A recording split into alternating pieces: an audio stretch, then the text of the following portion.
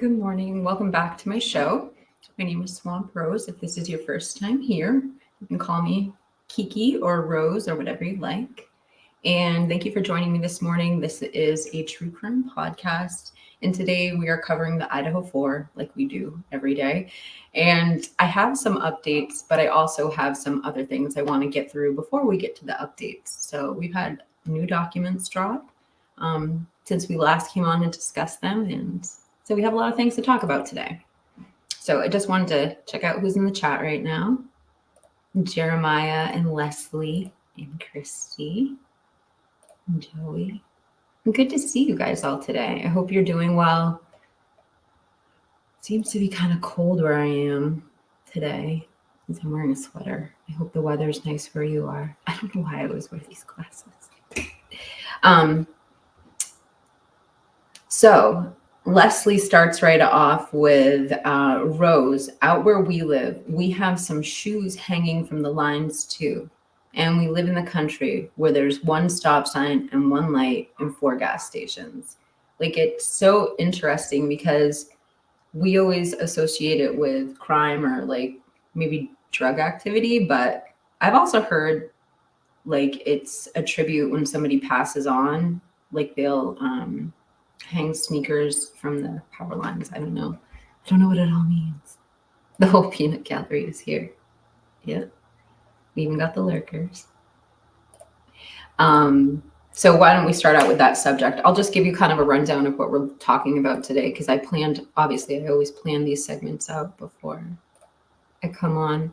So I have several segments before we do updates, and we're really going to focus on the stingrays today, because one of the things that I've been getting for feedback is that people would like for me to put out some shorter videos, because I've been putting out these long analysis, like 45-minute, 50-minute videos. But people are asking me to put out some shorter form content. So I broke this down into smaller segments so we can really have some more digestible information about the stingrays and the cell phone interceptors. So just to kind of set up what I'm about to say. Moonvale, I like your name.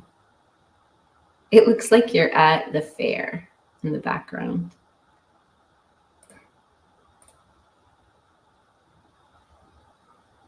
And yeah, I'm sorry for your loss too, Liz. So let me tell you the segments real quick. So we're gonna go with the first thing we're gonna look at. It's almost a 5-minute segment, but it is, what is a stingray? And then we're gonna move to a segment that I'm gonna call it's about the power lines. Oh, actually, we'll start with what is a stingray, just because I don't want to go into talking about the power lines and what was suggested in the video I just made without kind of clearing up what a stingray is. But then we'll go into a segment about the power lines. And what's interesting about that segment is kind of when Michael Adario was on our show, when he was explaining it, he talks a lot about Google Maps, and then he shows a video and he narrates it. So I'm going to group that all in together. So that'll be our second segment. And that's actually almost a 10-minute segment. And then we go into the 4th Amendment and the Patriot Act and confidential informants. Because another thing that's interesting about Michael Adario's video is that some of the content that he's talking about was actually touched base on in court, just very briefly. So we heard Stingray say to us that there was, they said there was a stingray, and he mentioned it in a van. And then we also heard Ann Taylor mentioning the water, and we've all heard them talk about confidential informants, and we're all assuming they're talking about the IGG when we hear confidential informant. But this is another alternative, since Stingray brought up stingray.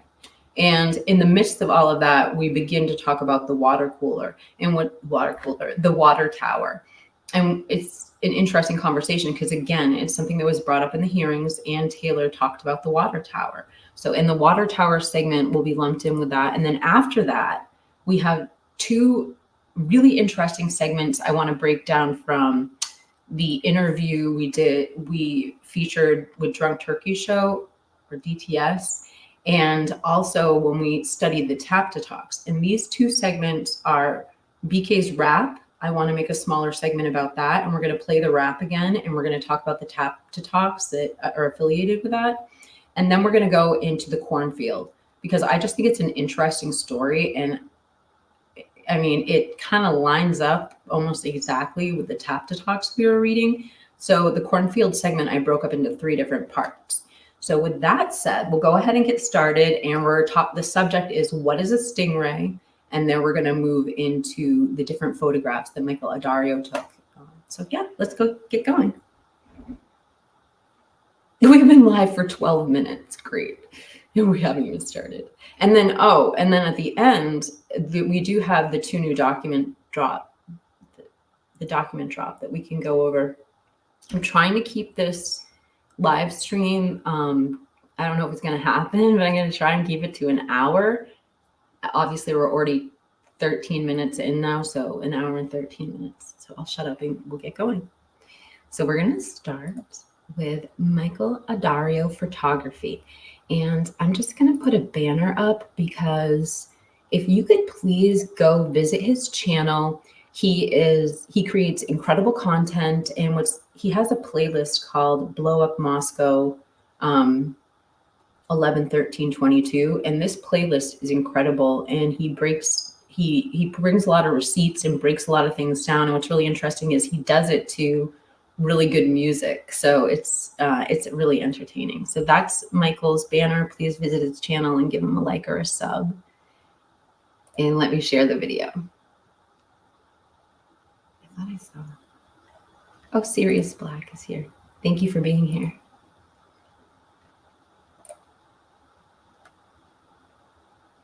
Okay. So we are beginning with my interview from last week. Sorry, I'm just trying to fill dead air, you guys. Where the heck is it? Oh my gosh.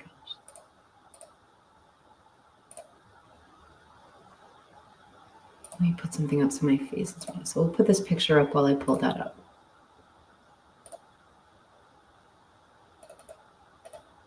Okay. Whoa.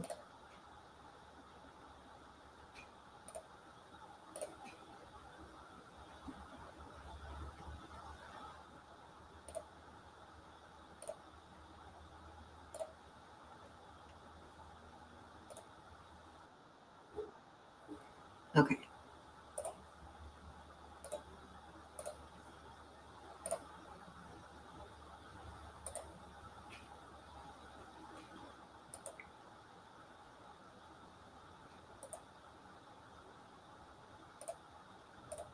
Okay, Christy, thank you for sharing that link in the chat.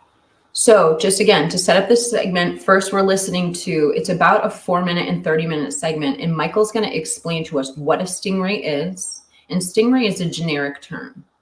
So we're talking about cell phone interceptors. So we'll listen to what Michael has to say, and then we're going to move on to what he discovered when he went back there and he did some filming, and he did some photography, some drone work, and some camera work for his YouTube channel. So here we go.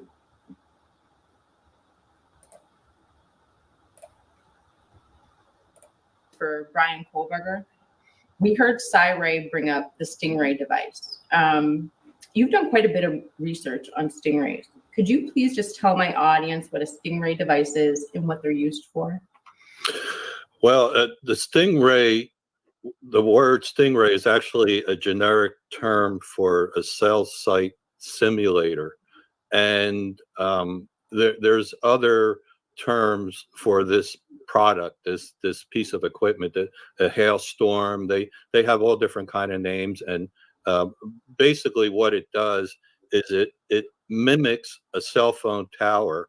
So your cell phone attaches to that before it will attach to the authentic cell phone tower.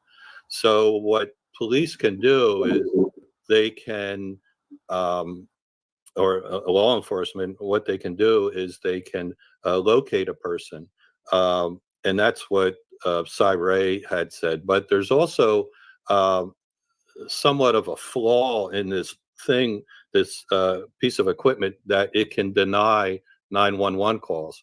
And I'm not really familiar with how that does it, but it has been in many published reports that I have in my film that this has happened.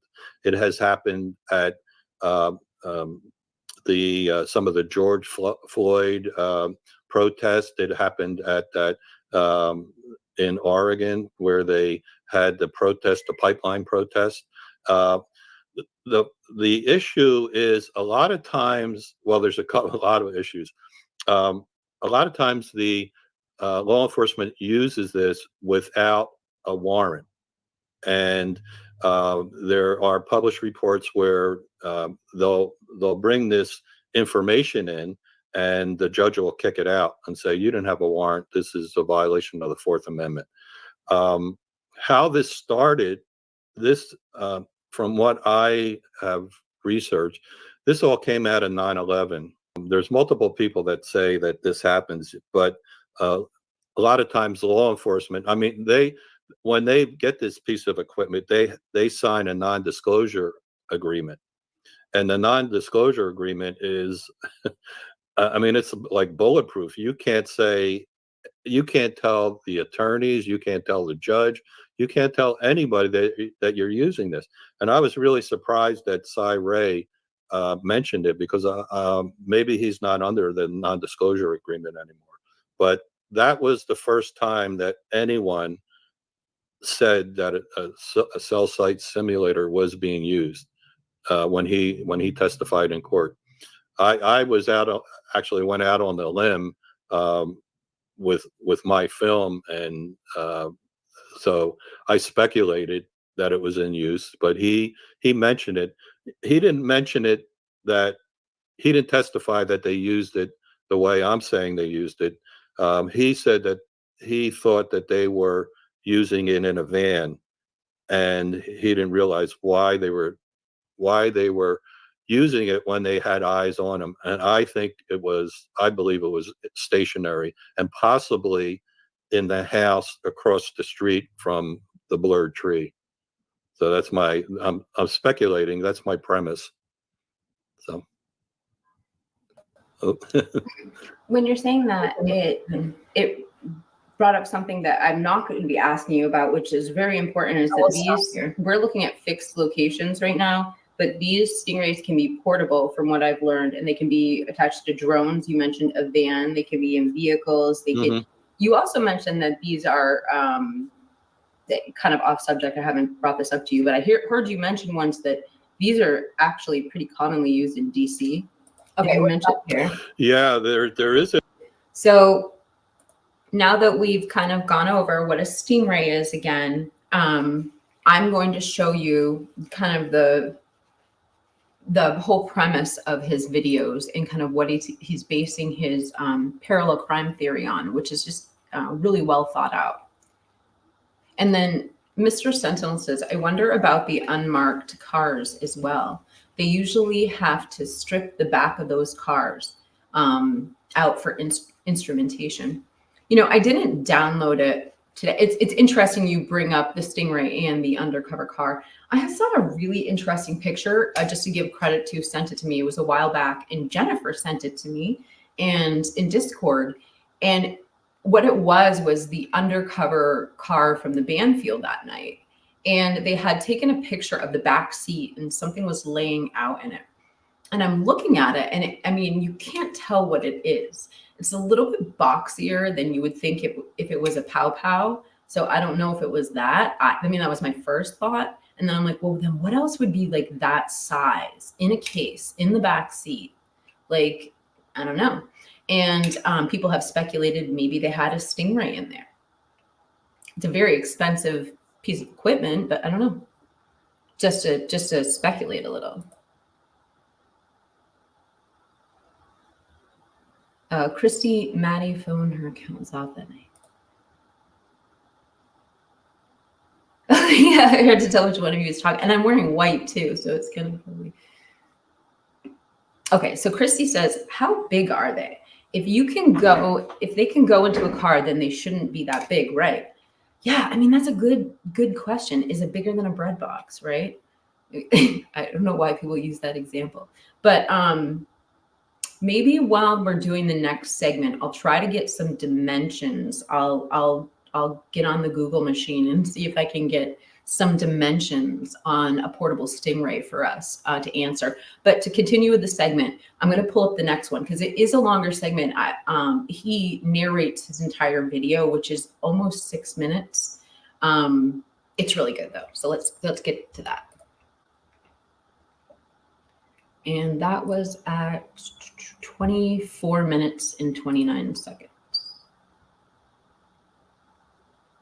Right here. It could have been just smurfing that, or they had this other thing in Mexico. But in your experience on Google Maps, have you ever seen so many blurred locations in such a small area? It seems like that is kind of like the outer. It's very, very suspicious. I actually found another blurred area. But after the crime, they have blurred more things. They blurred a house that some people had said was Emmett Bailey's house. That is not far away. But you can go in Google Maps. It has different dates, so you can go back different dates and see when it was, when certain things were blurred, or like when the trees were removed. And it's the same area, like the Queen King Road intersection. You can look at, it'll say later dates, and you can go back and see when it was all overgrown. And well, now they kind of blurred out all the houses, but in most areas you can see that. The very curious one is the water tower, the Idaho water tower. I don't think you were going to ask me about that later. Yeah. Okay. All right, I'll wait. All right. Well, you know what? Actually, I feel like this is one of the best questions I have for you. But I definitely, okay. Let's talk about the water tower really quick because. Let me see, which question was that?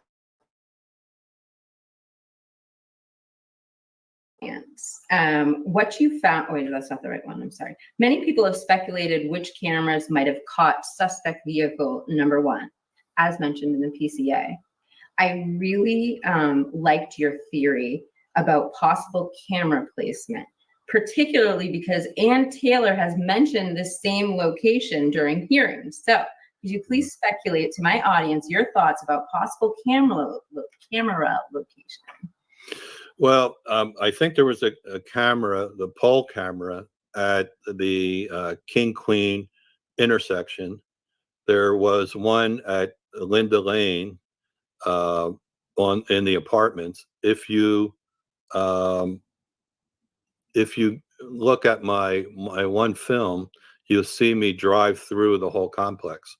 And that will give you an idea of how the complex is set up. The complex is very crowded. It must be a horror story in the snow, because somebody did not figure this place out right. It looks like you just you go around. There's only one entrance and exit for the complex. That's at the Taylor King Road. That's the only way you can get in or out. So it almost looks like to me that whoever was driving around, they said that was pulling back and forth, going around, pulling into the parking lot, might have been confused with the address, because the address is very confusing. They claim in the affidavit. So I just want you guys to know, I did Google the Stingray while we were talking, and what Google says, I'll just show it to you so you can, I'll just show it to you so you can see for yourself.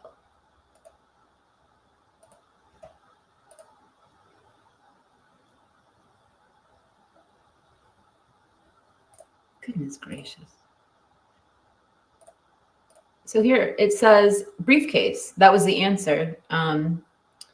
A small device about the size of a briefcase. Oh wait, can you guys see that? I wish I could. Okay.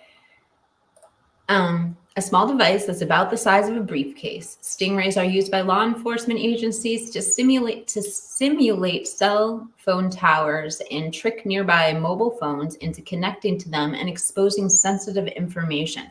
That includes revealing a phone's location as well as recording incoming and outgoing calls. Guys, if they use this, like what I'm thinking is, like, why hasn't BK been, like if Stingray is showing that BK was in a different location, why hasn't there been like a motion to dismiss the case or something like that?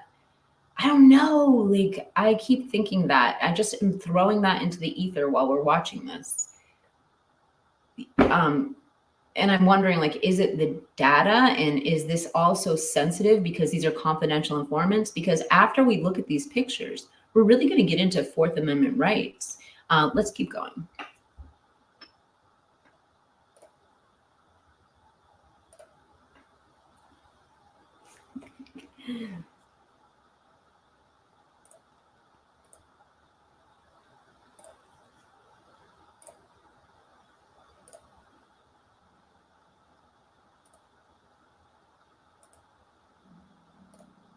That that they can see the car pull in to the parking lot in front of 1122 King Road house. Well, there's no camera that would show that, because other than the ones that they're not claiming are up. I mean, there's only two cameras that they claim right now. It's the one on the house on the side, and there's the Linda Lane. So how did they know that this car pulled into the parking lot? The only way they could know that is if they had a camera in the water tower. And because there is an area by the water tower that is blurred. And I actually got that from Crime Circus. He was the one that put that up, and I had missed that, but he put that up. And if you go to that area and spin around and look, and this is what I think they're pointing to right now in this shot. If you go to that area and spin around, it's a direct shot of 1122 King Road. You look right in the front door. And before they did the tree removal, it was totally overgrown, totally obscured. Once they did the tree removal, you'll see that it looks right into it. It's very, very suspect.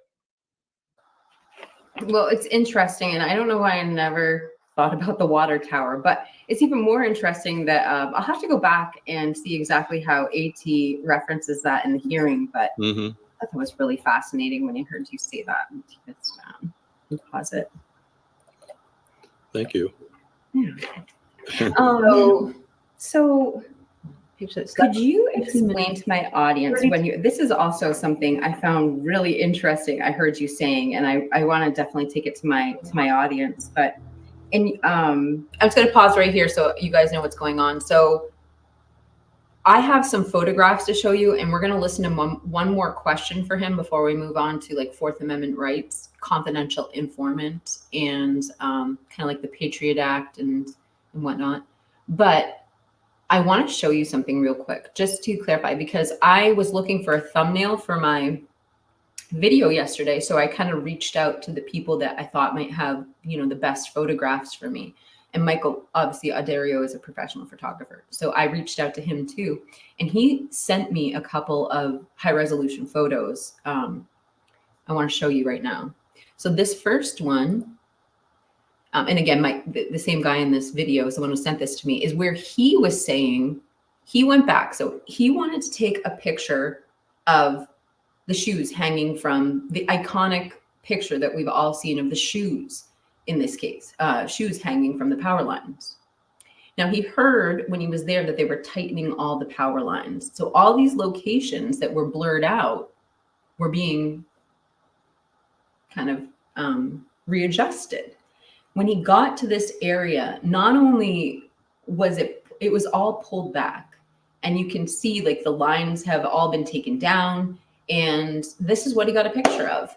And then just to go back to the original, he had sent me this one, this full screen picture, going up in Queen Road, and you can see up in the very center right on the power line, you can see the shoes hanging from there. And then I got a couple photos from Mikey too.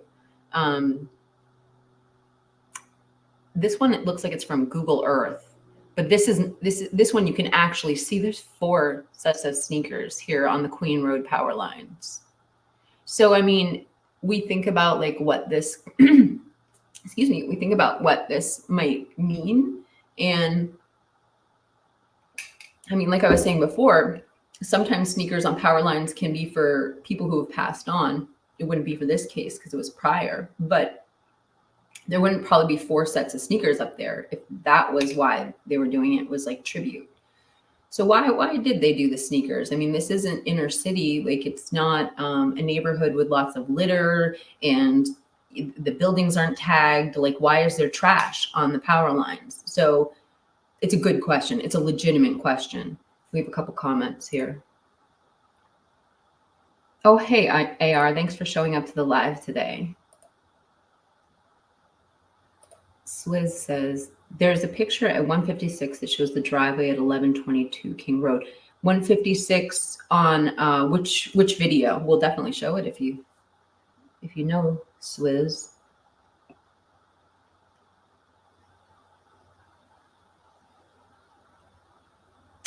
And then Unspoken Heart Stillness says shoes equal drug house or drugs sold in the area.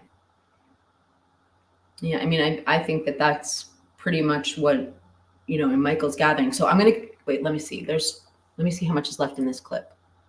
So there's about 1.5 minutes left in this clip, and then we're going to get onto the Fourth Amendment rights and why confidential informant could apply in this situation. Oh, there was one more photo. There's 2 more, actually a couple more. So here, this is another one that Mikey sent me. And if I take down this comment, you can see this is the Queen Road intersection, obviously. So that other one I showed you was zoomed in. And that's why I like these photos. They have Queen Road on them. And then look at this. That's what Google Earth had listed. And the whole house was blanked out. If we're looking for a car that could have caught the 3-point turn, or a camera, I'm sorry, that could have caught the 3-point turn, like Michael Adario was just talking about the water tower, what if we had a small Stingray there or something, some sort of cell phone interceptor there? I mean, could that be the reason why the house is blurred out? All the houses eventually did get blurred out on Google Maps, like many, many of them. So it wasn't unusual, but I think that these are so early on, is what makes them special. And I'll stop talking. Sorry. Let's keep playing. We all remember the photograph of the sneakers that were hanging on the power lines when we first learned about the crime at 1122 King Road. You actually tried to take a photograph of those sneakers when you went to Moscow. Could you please tell my audience what you found when you went to that location? Well, I wanted to photograph the house, and I had waited and waited, and it came to like in November, and there was rumors that they were going to tear the house down. So I did some work. I wanted to photograph Timber Gulch in Eastern Oregon, and I didn't want to get in this area if it snowed, because I know I would have been, stranded in the middle of nowhere. So I went in like early November, and I wanted to see if the pole camera was up there, if I could see something. And there was something on the net. Somebody posted something, and I cannot find it now. Was that they were going to tighten the wires. They had posted that the wires were sagging, and they were going to tighten the wires. So I knew, that was it. So I had gone to the area the sneakers were gone. This was November 7th, 2023. And I took a shot of the area where I believe that there was something that the pole camera or the Stingray was. And I did find two cables that were unattached. That's the only thing I found, because I believe whoever went there and took these sagging wires, took the pole cam and the Stingray out, because they had already talked about knocking the house down. So I think they wanted to get that out of there. Speculation, but there were two cables, and that's in my film, where you can see I did red circles around it where the cables are just hanging, just loosely, like. So it could have been maybe somebody didn't get cable TV anymore, or it could have been that there was, a pole camera there and they took it out. Yeah, I mean, there's a few great comments.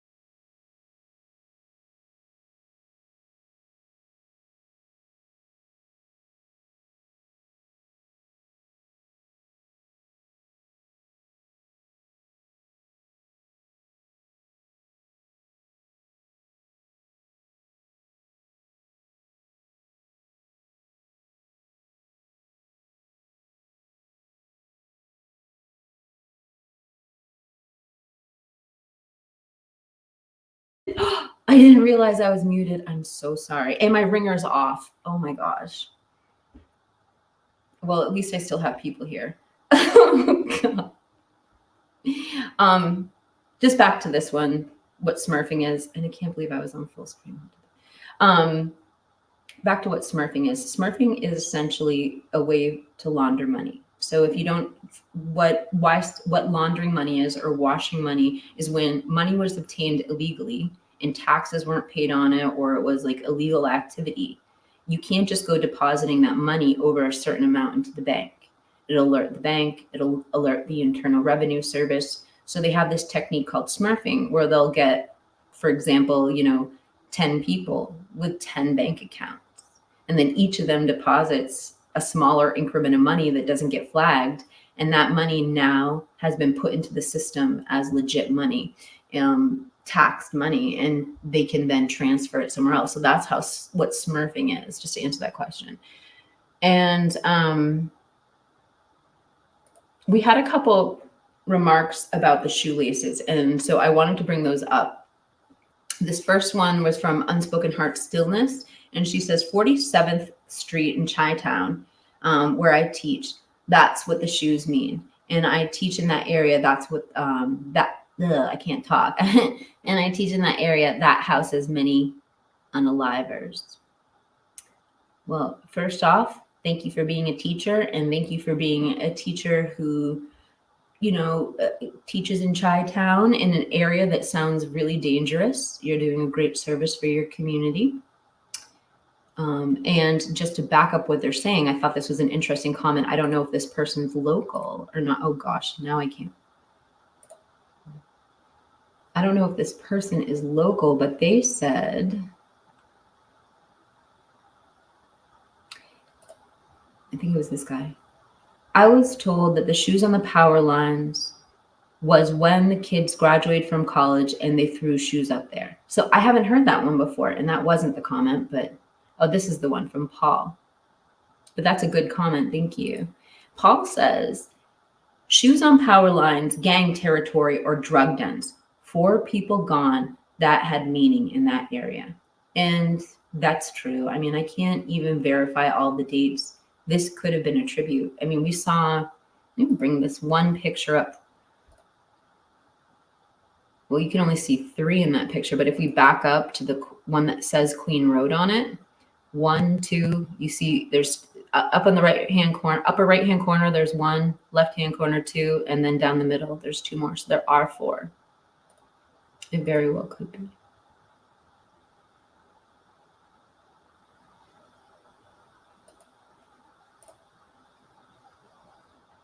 Good. Everyone's telling me I'm muted. Good Lord.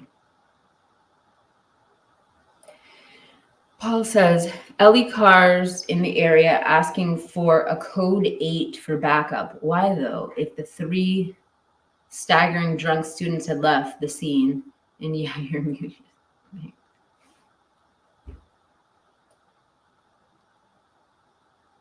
Start over. Yeah. Thank you, darling.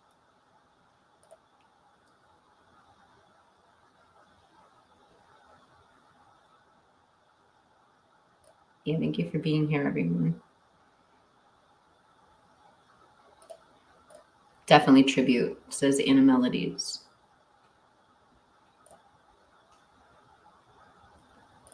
Fallen homies, says Jeremiah. And so that's my understanding. I think that was one of the, we had nothing to go on in the beginning of the case. I'm sorry, I'm talking like that. So we had nothing to go on in the beginning of the case, but I do remember seeing the shoes, seeing the picture of the shoes. That was one of the first photos I saw coming out of the crime scene. So it's very true. Somebody could have gone that day back and thrown up some sneakers. It's very true. If somebody's local, that'd be a great question. Or if somebody knows the answer. I mean, there's so many people who've been following this case from the beginning. All right, let's go on with the segment. We're talking about Fourth Amendment rights now. And then we're going to get into some BK stuff.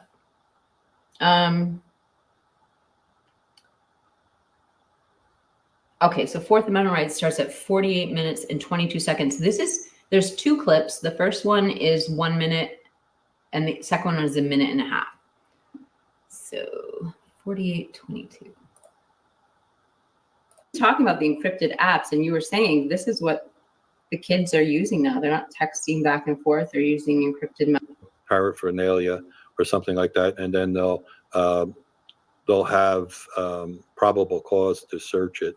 So it is a way that that they use it, but people say it's a violation of the Fourth Amendment, and they're trying to stop it. And there are congressional hearings on this with the FBI. Apparently, the FBI has been doing this like mad. I mean, they really and there's hearings and certain senators that want to pull back on this. But every time I have 2 videos that I watched where 2 FBI directors were questioned about this, and they played really dumb, like what's parallel construction? I mean, I've never heard of it before either. I mean, it's somewhat like a euphemism. You know, basically they're withholding evidence, and it's you should be able to confront your accuser under the Fourth Amendment. And some people had said that when they put this with civil forfeiture, it's really bad. So they get a tip, they come in and they'll seize cash or other property that they say is drug related, and then you have to fight and get a lawyer to get it back if you're innocent. It's a, and I think that's what the government, these Senate hearings have to do. That's one of the reasons why they're doing it. Plus, it's an invasion of privacy. The stingrays don't just hit one person. They latch on to multiple people in the area. So that's a concern with the civil liberties people. They say, if you're going after one person, that's one thing. But if you hit all of these people, and that's the way it's designed to take a whole group in a certain area and latch onto them. Like a dragnet, right? Right, yeah. And then, I mean, as you were talking, you kind of, some of the questions that I had starred, you sort of answered them too, such as they can't even disclose when and used, and which is no, it looks like that NDA, they're not allowed to say anything. And then just what you were saying before, that if you watch some congressional hearings, you'll find people talking about the use of them in Congress. Right.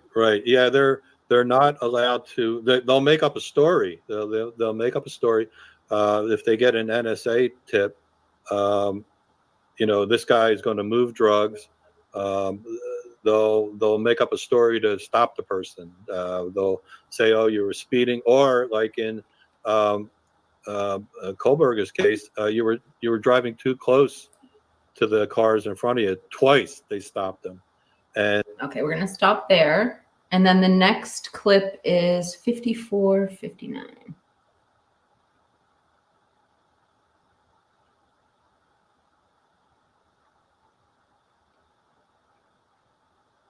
What the heck?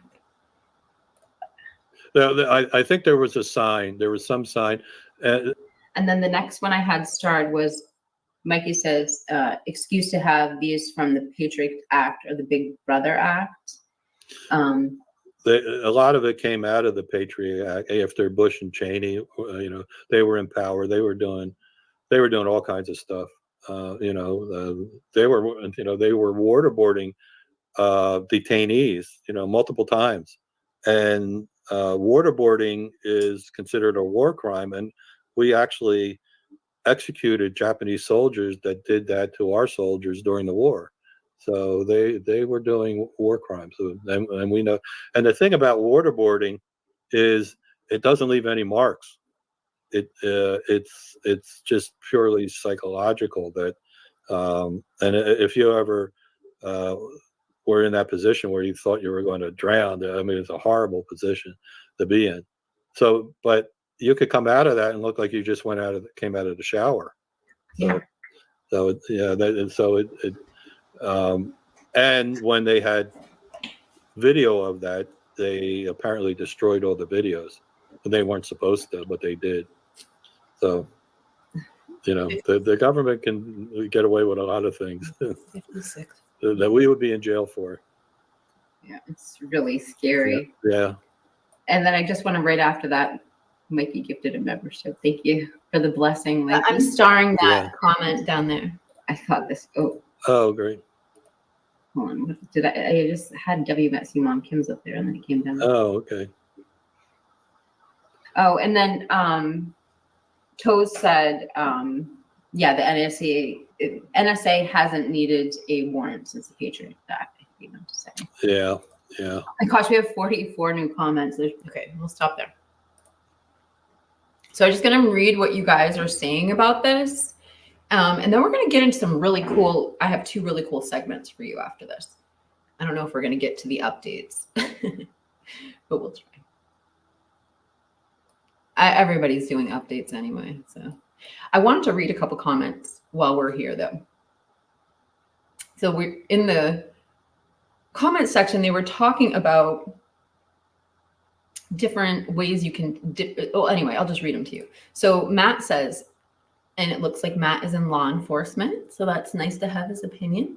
These gadgets can cast a net over everyone in the area, scooping up phone data like they're fishing for compliments. That's a good analogy. The yeah, it's like a drag net, it sounds like. And then after that, he says, because where was the question? I don't see what the question is. He says, no, stingrays can't. Oh, it was the pager question. So Richie Rich says, I heard the only thing stingrays cannot detect are pagers. Is that true? And the Matt says, no, stingrays can't track pagers. They are designed to mimic cell phone towers and intercept mobile phone signals, not the older technology used by pagers. And I think that goes kind of back to the, actually, I wonder if I can find it in here. Too Fast asked a question in this interview that a really good, it's right here. That this actually pertains to it. So we're going to go here.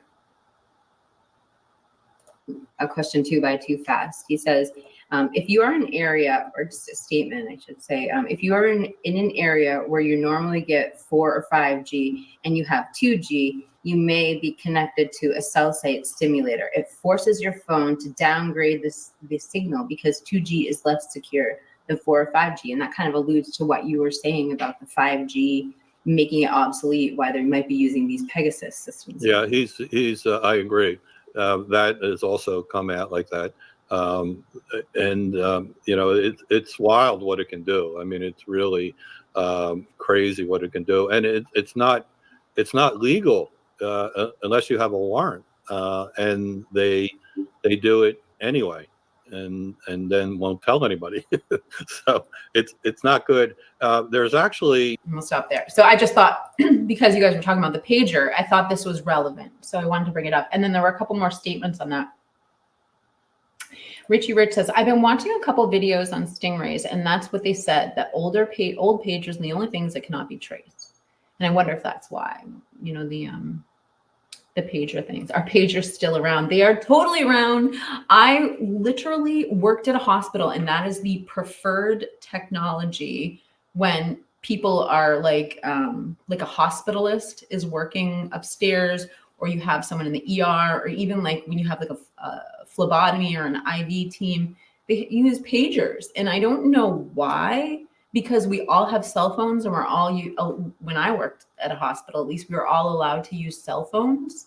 But maybe it's for this very reason, the signal can't be interfered with. Wi-Fi or GPS or those networks can't get interrupted by anything. But maybe that's a clue. I don't know. Sorry. And then Richie Rich says that's why Apple got sued, because they would purposely slow phones down. Oh yeah, I know. Isn't that? I don't think they do that anymore though, because I held on to my last iPhone for like 5 years. I just kept breaking. And then when I finally broke it the last time and I wasn't going to get the screen repaired, they're like, well, we just don't have any more of these iPhones. And that's when I ended up getting this one. I just feel like telling you my life story. I'm sorry. Oh, and then Christy is validating what I said. I'm sure she said it before I said it. I'd seen someone with one the other day at the hospital. So I do think doctors still use them. They absolutely do. I'm trying to think, because I used to get assigned a pager for something and I can't remember what it was.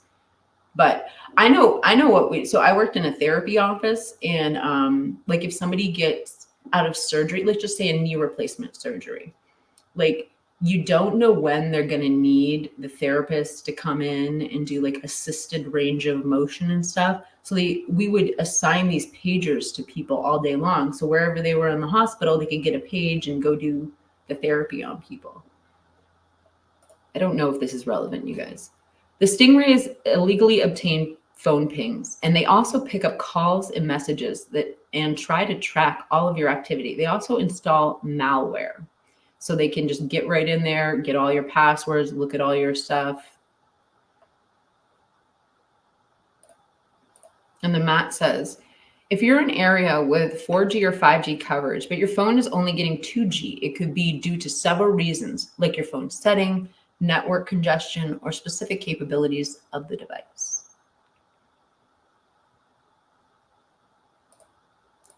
They're definitely still around.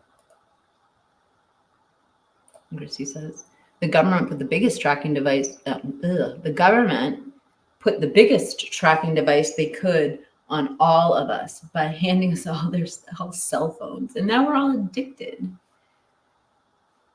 Matt says, you can usually spot a cell. This is a good one. You can usually spot a cell site simulator if your battery starts draining faster than a marathon runner, or you get weird texts from strange numbers, or your network acts like it's on a caffeine high. And I got one more that we learned the other night.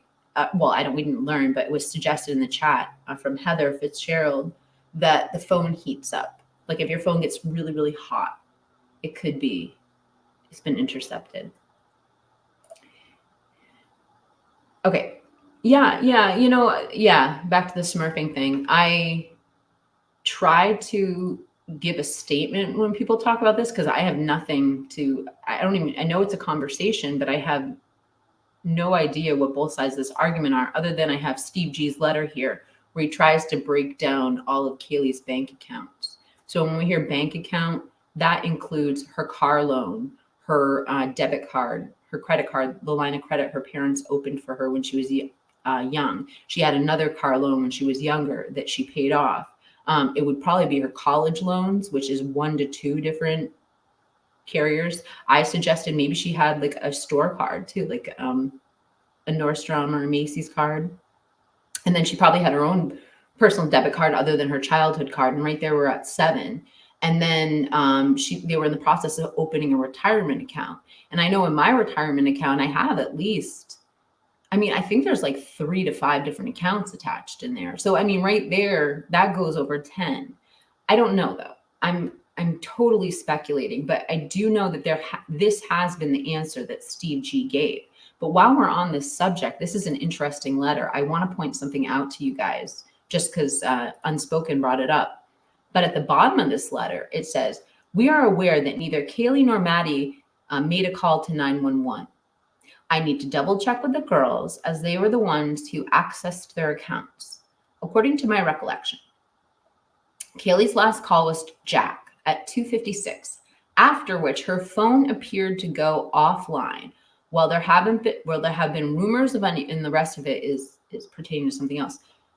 But there are all these unanswered questions about the phones, especially about 911. I can think of several. Number one, Jack never picked up on those phone calls. So if a cell phone simulator was involved, those numbers might have appeared like they were coming from a random digit. Like it wouldn't have looked like Kaylee's number if they bounced back. The other thing is that calls can get interfered with, or texts or phone calls can get dropped, not just 911 calls, but just in general, it can interfere with your network. So they might not have gone through. That's another possibility. The other thing that I was thinking, and this comes with a trigger warning, is that, in each bedroom, we know there was a pair in each bedroom. And always I've been like, why were they incapable of getting a distress signal out of some sort? Why, if they couldn't reach for their phone to dial 911, why couldn't they say, hey, Siri, I don't want to say it too loud before my phone does it, but why couldn't they tell Siri to call 911? And it might have been impossible in the situation between Kaylee and Maddie, because allegedly they were either both asleep or Maddie was asleep. So it may have been impossible in that time frame for 911 to get involved. However, we know that there was so much noise upstairs that Dylan screamed, shut the F up, from her bed, from inside her bedroom. She screamed that. So that's right next to Xana's room. Number one, they would have been alerted by Dylan, or they would have been alerted by Kaylee yelling from upstairs, there's somebody here. Or they would have heard the commotion that sounded like Kaylee playing with Murphy. So we know Xana had just gotten DoorDash at 4:05. We also know she was on TikTok at 4:12. What I'm getting at is the upstairs scenario, I can see where 911 wasn't called. But why is it that two awake adults are being attacked or pursued? I mean, it's one person, no matter how strong, allegedly, that far as we know, how is it that one person was able to subdue both people and stop them from making a distress call? I don't get that. Like, why, if Ethan was attacked first, he couldn't simultaneously subdue Xana. So why didn't Xana either tell her phone to text or call 911, or why didn't she do it herself? And vice versa. If Xana had been first, if she met him in the kitchen or met him in the hallway with the DoorDash, why didn't Ethan do the same? I just don't know how they could have been unalived at the exact same time, so both of them were inaccessible to their technology. But if there was a cell phone simulator and the calls were getting dropped, like a 911 call was getting dropped, I mean, it's something to consider. The next statement comes with another trigger warning. This is just speculation, just going with the facts that I have.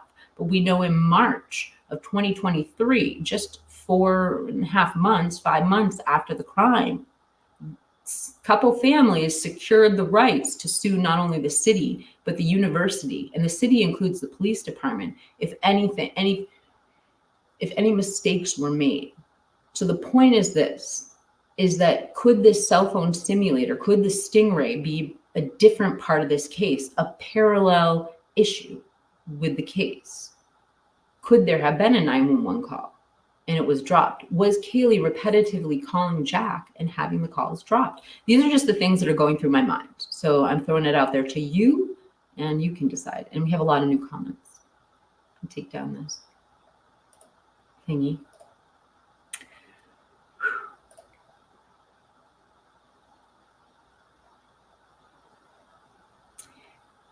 Okay. So Matt says, it makes you wonder if a Stingray was at play. That's a significant problem for the city. This makes sense, especially if the families were attempting to file a tort claim before the arrest. Yeah, so Matt, you were reading my mind when you typed that. Yeah, and I mean, for me, I always thought when the house got torn down, I'm like, why would they tear down the biggest piece of evidence in the case? And my conclusion, I made a whole video on this at the end, is okay, well, because they have the opportunity, this isn't just the biggest piece of evidence in this case. If and when a tort lawsuit happens against the city, that house would be the biggest piece of evidence in those cases as well, those civil lawsuits. So just a thought. And then Richie Rich says, I definitely think that they're trying to lure Jack in. That's the reason why all those calls were made. The girls were yeah, it's a theory. And he says that, the girls were already on live. So that is the counter theory that's going around.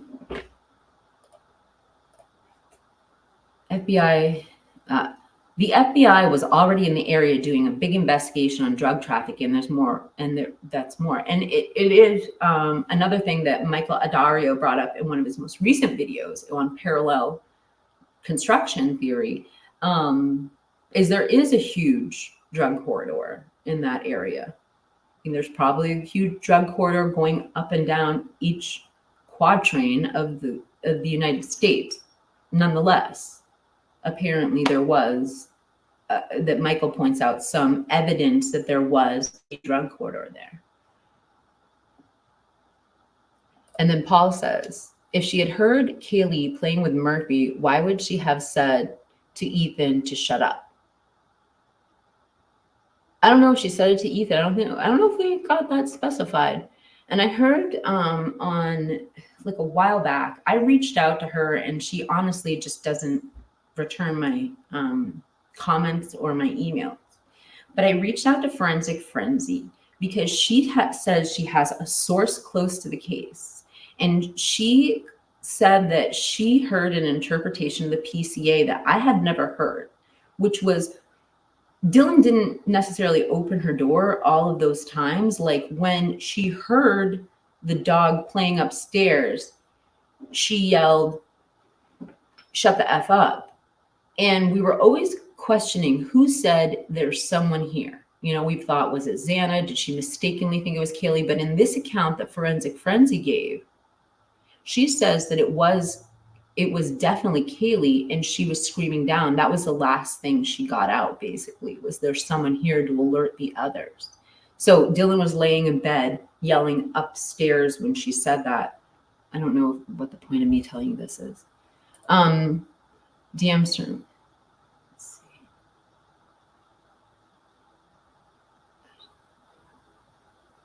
Okay, I just wanted to read it before I put it up because I didn't. So What If says, hey Kiki, just tuned in. So my comments will be late. That's fine. We're going all over the place. But wanted to say that I heard that there were two different versions of what Jack D had said regarding KG's calling him right before that happened. We'd love to hear the alternative version, and anywhere where you hear it, we'll display it if you want to type it in.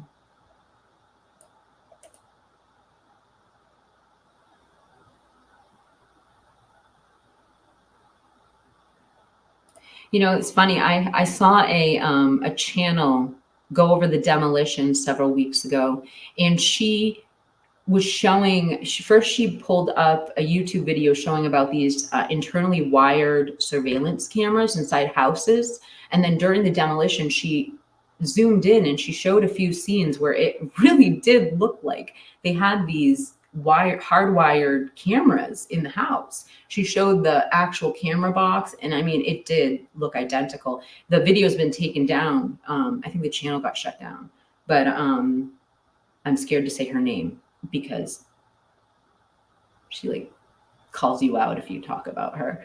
But maybe I can try to replicate her research in some way, and if I do, I'll give her credit then.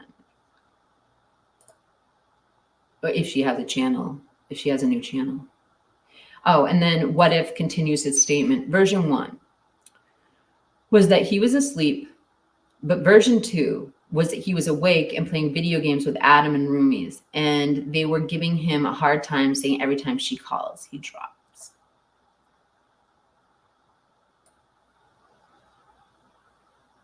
You know something? That actually, let's just look at this statement on its own. They cleared everyone real quick, right? Like real quick, particularly the males in this case, the people we immediately put our focus on. If you were trying to prove your location, like if you had to come up with an airtight alibi for something, wouldn't having your headset Bluetooth into your gaming system on the internet be literally the best alibi ever, particularly if you have your cell phone on you?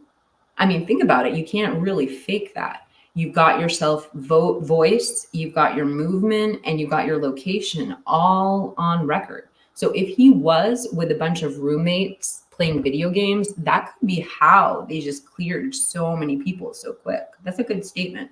And I wonder if you know, What if you could just tell us where you heard that? That'd be great.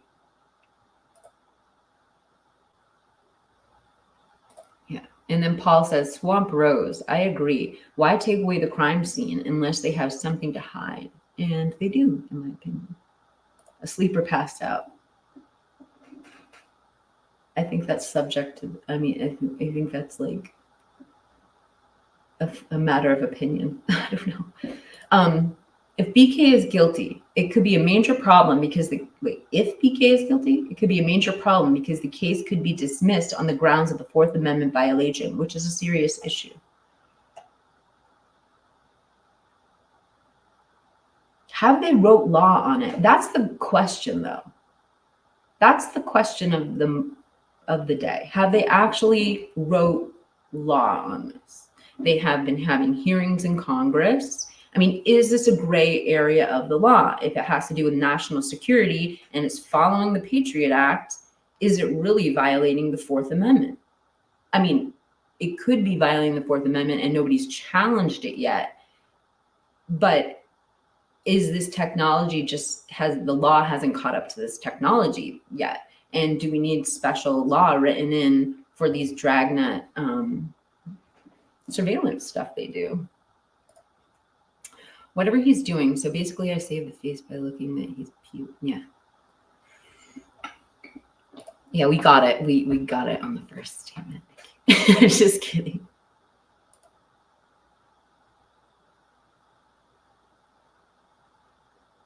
Me? Did I say something bad? I'm sorry. It flips out sometimes. I wonder, since ownership of the houses had been transferred to the university, that the town and university wanted to get rid of the house for specific purposes. I mean, they've given us their explanation. They wanted a healing garden. Well, no, there were two explanations. They were making the tribute to the victims, but they also didn't want their entire campus full of, or their off-campus students to have to go buy that house for another 1.5 years. I don't know. I wonder how the community feels. If the community thought that it would affect the case, would they agree to it? Would they say, you know, we'd rather have comfort for our students than have the biggest piece of evidence in this upcoming case, you know, intact? I don't know. That's a really bad answer. I mean, like, it was like a rhetorical statement. Thank you. Instead of treating the PC as fact, we should remember that Bill Thompson motion. Instead of treating the PCA as fact, we should remember that Bill Thompson's motion stated that it was relevant only at that time. So many of the odd comments are probably not significant right now. I mean, I agree, but also sort of disagree, because like some of the things that we've talked about, without knowing what's sealed, could indicate to some of us there could have been a Franks violation. Well, I guess that'd be in the search warrant, but I don't know.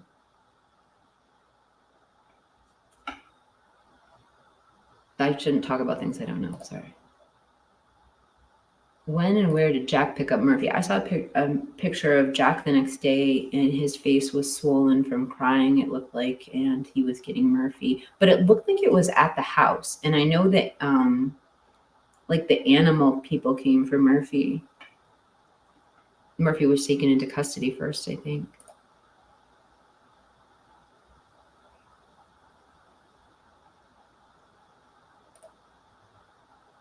Not necessarily your body isn't Bluetooth, so you could leave any device behind, but just because devices are connected to you. I agree with you, but in a case this big, I would imagine that they're doing some sort of forensic analysis. I mean, you can't, like, if it were a movie or just a phone call, I would totally agree. But in the case of video games, I mean, I would imagine there's gyroscopes and magnetometers right inside the gaming console, inside of the actual, you know, whatever it's called, controller. So if they're not moving that controller, if they're not actively using it, if they're actively using the controller, it's going to show they're there. If they're not actively using it, then they wouldn't be present in the video game. Like, yes, the Bluetooth in itself wouldn't indicate that. And then, oh, wait a second. And then, the other thing I'm thinking is, besides that, their cell phones would have to mimic what's going on in the video game. So if the cell phone were right next to them, then the cell phone's Bluetooth would be touching the Bluetooth to the headset as well.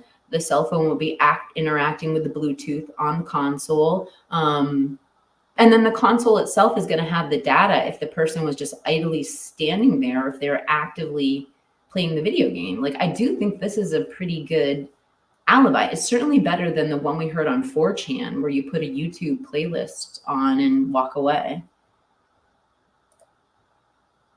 And then Paul says, everyone was cleared fast except Bryan, but I think Bryan has evidence to clear himself 100%. If that's true, then what the heck is AT keeping him in jail for? Should be a motion to dismiss the case. That's what I keep thinking. Is I hear all, especially with the locational stuff in the GPS. But I don't know how the law works. Maybe if you only have one shot at dismissal, do you wait for that evidence to, I don't know. But didn't have any scratches on him. Yeah, I remember that too. Yeah, because we know Steve Gonzalez said that when Jack came to the home that night, he made him strip all his clothes off and he examined him.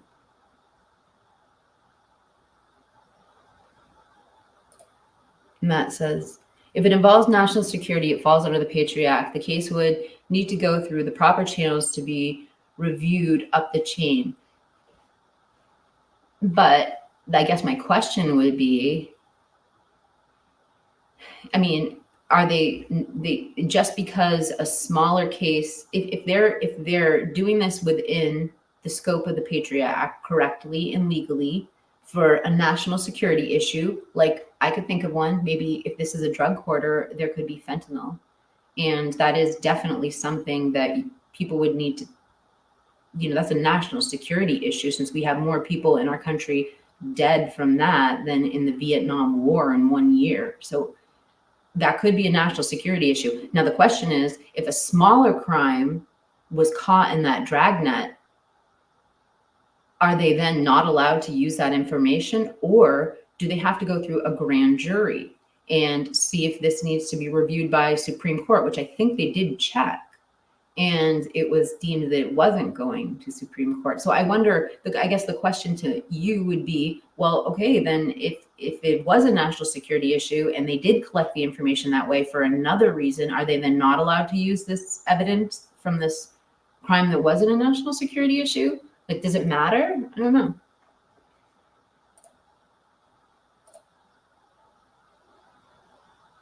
No, I don't think it's built yet, because I just saw pictures of the house.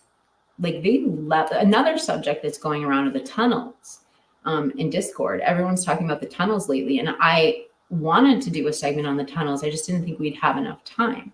But okay, check this out. So it's a split level house. The original part of the house is like where the kitchen is, and then above it is Maddie's room and Kaylee's room. That's the original part of the house. And it looks like that it's like on bedrock or something, because it's like the foundation is like up higher, and then you see the second part of the house on that flatter ground. So I think when people were looking at it, they assumed there was like bedrock there, and that's how they built the foundation around it. But come to find out, now that they've torn the house down, they've completely leveled that parking lot. It's all even, and they weren't blasting in there, so there wasn't any bedrock. And so it's weird.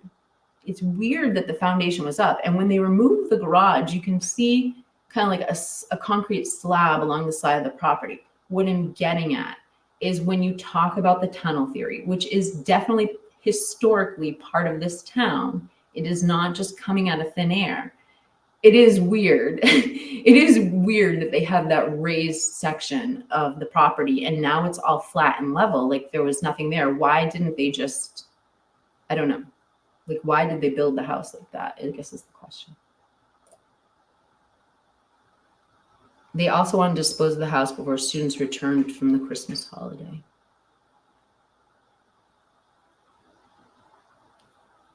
I know, and I see why they do it. I just don't think it's any better for justice. How did Murphy's paws not step in a bit of blood? I think that there was no blood in Kaylee's room. I always think that Kaylee heard something happening to Maddie and went into the room and shut Murphy in behind her. Yeah, I know what you meant. And then LA says, Richie Rich, also, wouldn't Murphy be barking and going crazy in that morning in Wake Up TM? I don't see how we could stop barking with all the noises and the smells. Yeah, I wonder where Jeff's been. It's because I do morning live streams now. Nobody wants to show up. But it's the only way I can get a live stream in. I can't. Got to make YouTube work for the whole fam, guys. How about this? 3, make a DNA profile at this scene and also BK. could stopped him and rubbed his license, so it's DNA and plus 2 state cops. I'd love to know you guys' thoughts on this. So touch DNA requires friction. So you can collect touch DNA, but planting it would be another thing, because you'd have to create friction inside the lip of the buccal snap without getting it anywhere else, because it wasn't anywhere else. And it would have to be in like a really specific place that like didn't like it wouldn't, because it was copper, so the DNA would then like kind of like fall off of it. So it had to be in an area where, like a trough, where it would get caught. I don't know how you plant that DNA. And the other question I would have is like, why would you not do a better job like with the framing material? Like if you're, like if you're going to plant the touch DNA, why not on their hand or their face, or I don't know, like why not a hair or I don't know. Like it just seems like it's a shabby planting job to me. I don't know. Well, yes, I don't know if it was, I saw that too, but to me, I think I might be seeing the wrong thing, because I know Murphy was taken away that morning, according to the police reports, but I did see a picture of Jack with his face like he'd obviously been crying and picking up Murphy at the house. I don't know. It's a really good question for us to answer after the live stream. And then Christy says the G family said he didn't bark, but the smell of blood would make any animal go nuts. I think I remember somewhere that Murphy was a little bit he was afraid, and he would hide.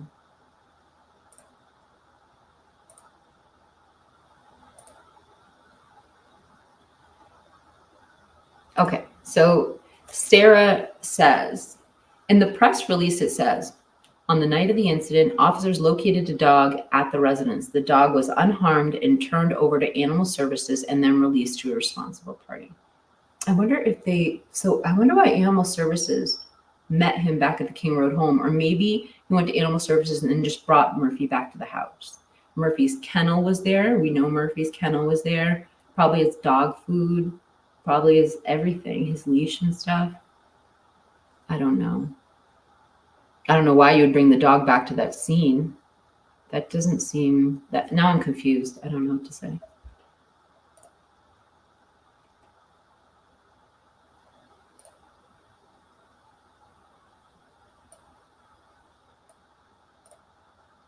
Yeah. What? Wait, what? Oh, guilty.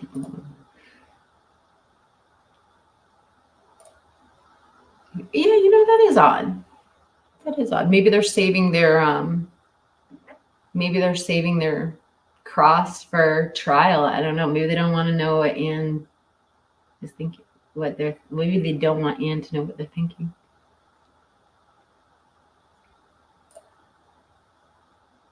To dismiss a case under the Patriot Act, the process typically involves several steps: filing a motion, national security review.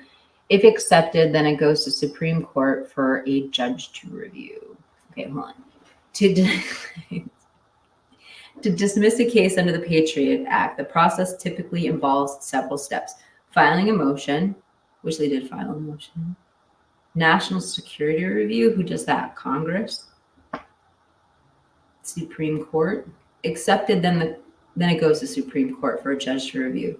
So who is the party that reviews the filing motion and the national security review? The judge overseeing the case does the national security review. That's interesting.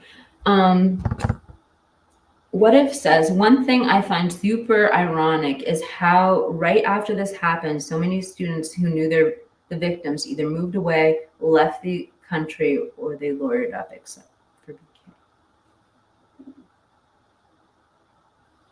Yeah, it is so weird. What's also weird is even prior to gag order, just how many people don't talk.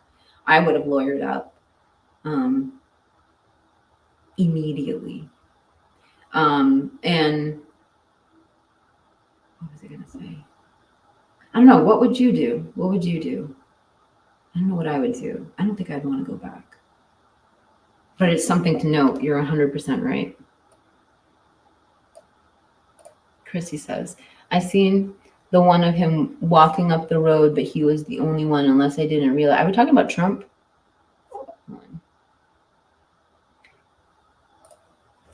I wonder if the king robe would have been a super spreader house. Wait, what? Oh, Toes, you changed your profile pic. Would have been a super spreader house. Didn't they say 150 people were there the day before the crime? That's what I heard. Can you imagine a party of 150 people in that house? Yeah, Joey, I was seeing that you've embraced that theory. And it always comes up when we study Linda Lane or the Banfield. In fact, it comes up when we study the Grub Truck too.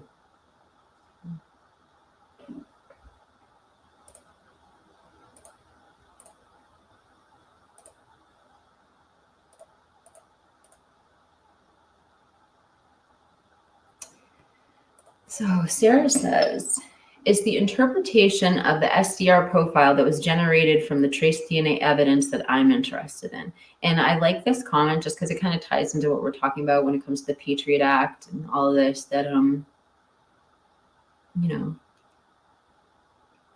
what's the confidential informant in these hearings?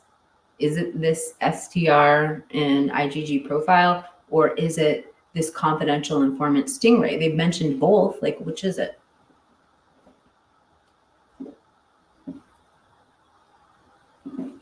And then she, Unspoken Stillness says 150 there and no fingerprints, but 3 sets. We need to keep in mind that DNA can be fabricated. I don't know. I've never had that in mind. You mean like the scene, like the DNA scene can be fabricated? This is the DNA, the IgG profile, the SDR profile.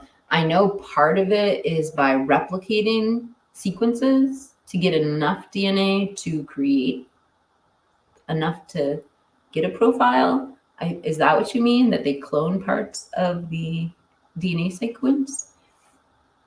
Great comments, by the way, Matt. Keep them coming.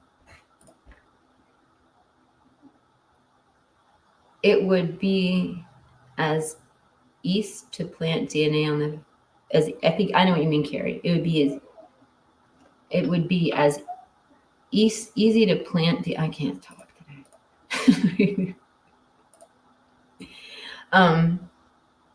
Wait, but Jack D, the other owner, was right next door. Was he right next door?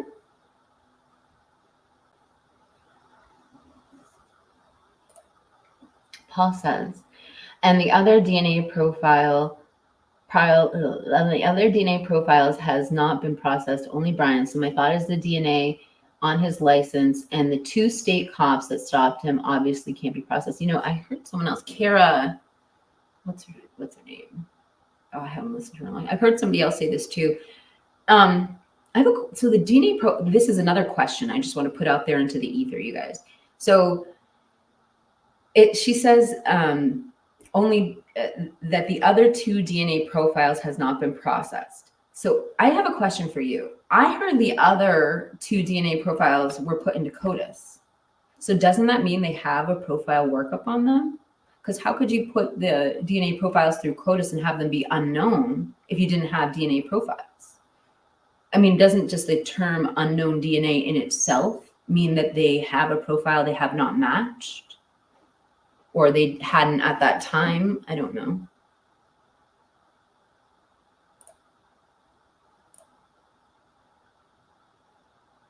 Yeah, he's guilty of not picking up his phone and his girlfriend called. And I'm not dismissing whatever you're saying. Just joking. I don't get it. The house was a party house, and they only got 3 DNA just to make sense, like everything, it just doesn't make sense like everything else in this case. I don't know, were they only collecting it from the concentrated areas of the crime scene? Like it would be, all of us would think they'd want to just assume maybe somebody made a mistake. Maybe he touched something on his way in. I don't know. Why do they only have 3 profiles? Excellent statement, Christy. There is no way they will let BK free. It will ruin the whole stay, in my opinion. Worst case scenario. Oh, don't say that. That would be the worst thing for everything. It'd be the worst thing for conspiracy theories. It'd be the worst thing for the families. Let's make sure this is a fair trial so we can see justice seen through in whatever shape, form it takes. But that would be worst case.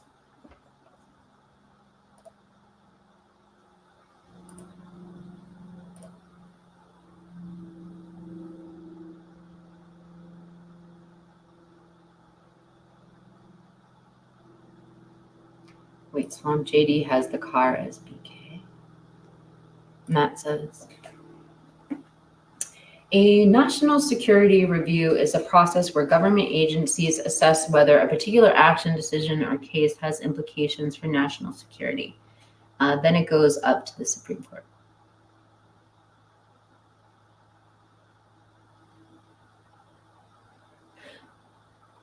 It must be my lack of understanding of the government, but when you say a national security review process where government agencies access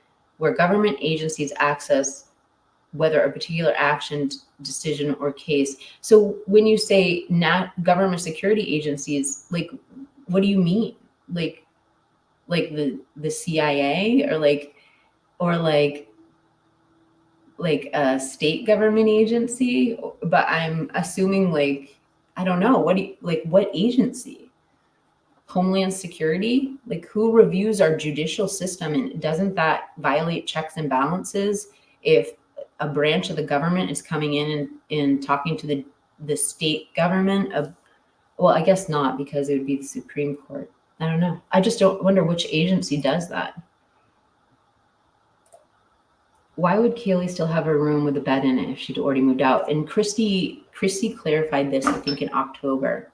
So she had barely moved anything out. They called it partially moving when she was in the process of moving, or partially moved at first, but everything was there, including her bed and the dog's crate and everything. So that's why her bedroom was intact. And some of us have kind of speculated, definitely, if we look at the history of the house, we just look at Xana and Dylan's rooms. These rooms were transferred furnished. So they post pictures of all their decorations and their furniture, and then people decide if they just want to rent the room the way it is. So I don't know, could Kaylee have been doing some of that too? Keeping her decorations and her furniture in there. So. Richie Rich says, the way the kids acted when they got stopped in the Banfield from the undercover cop car, it was like the first time they'd ever seen them using the car. I don't think they had before undercover cars.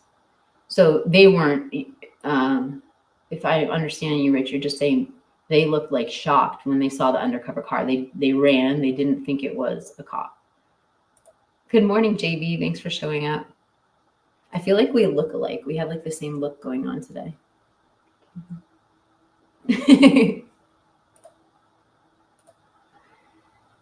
They can make DNA now.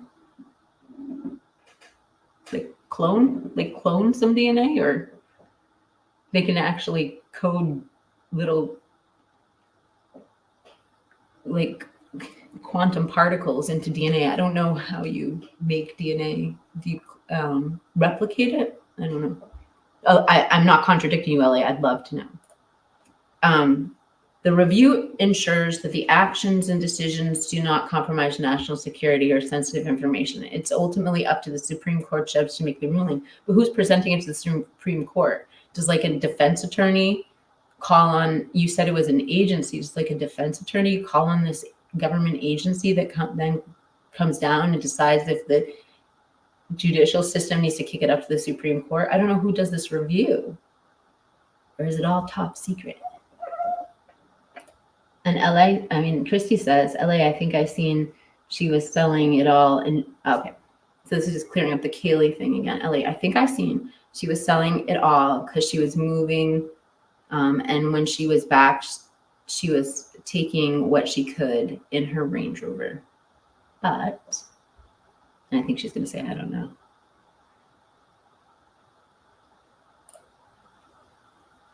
I don't know which question it was. I'm sort of talking way too much since we have 2 20-minute segments to get through after this.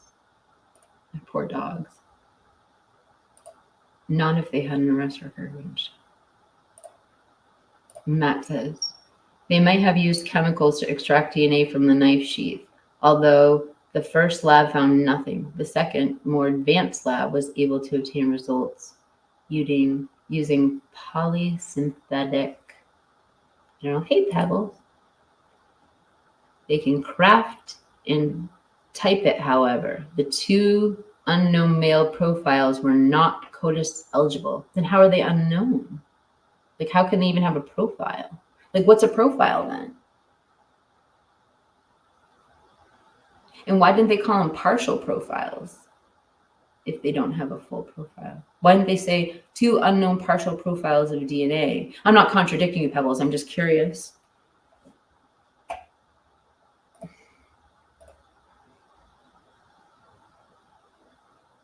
I feel like it was the first name. Here's my water. Oh, I left it in the other room.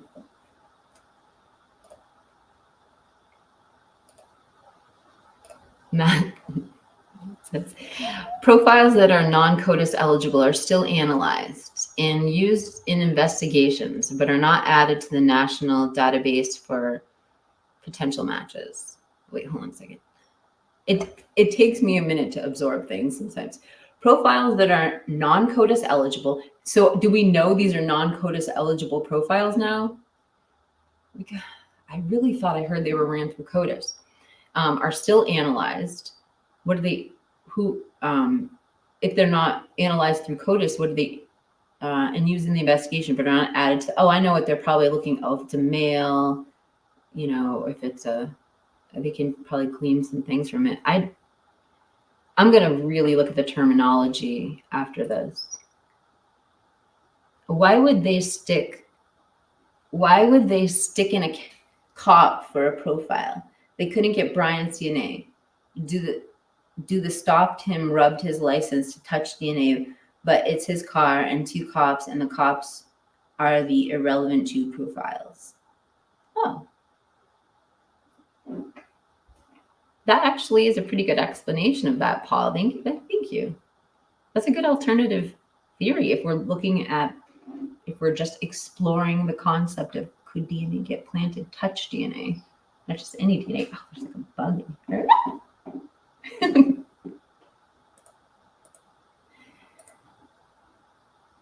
And then Pebbles agrees with Matt. Matt and I agree with you about keeping in mind that DNA profiles could easily be built.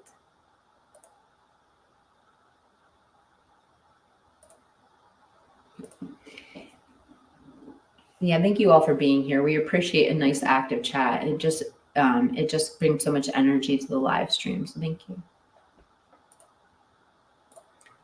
I think those kids were in shock because who expected somebody to come running up on you saying they're a cop and they're not presenting themselves as police? I'm sorry, but if they were my kids and I would give them the exact same advice. If someone comes running up to you and they don't look like a cop and they're trying to stop you and they have weapons, I would say, run. Don't let them see anything except elbows and ass. Go.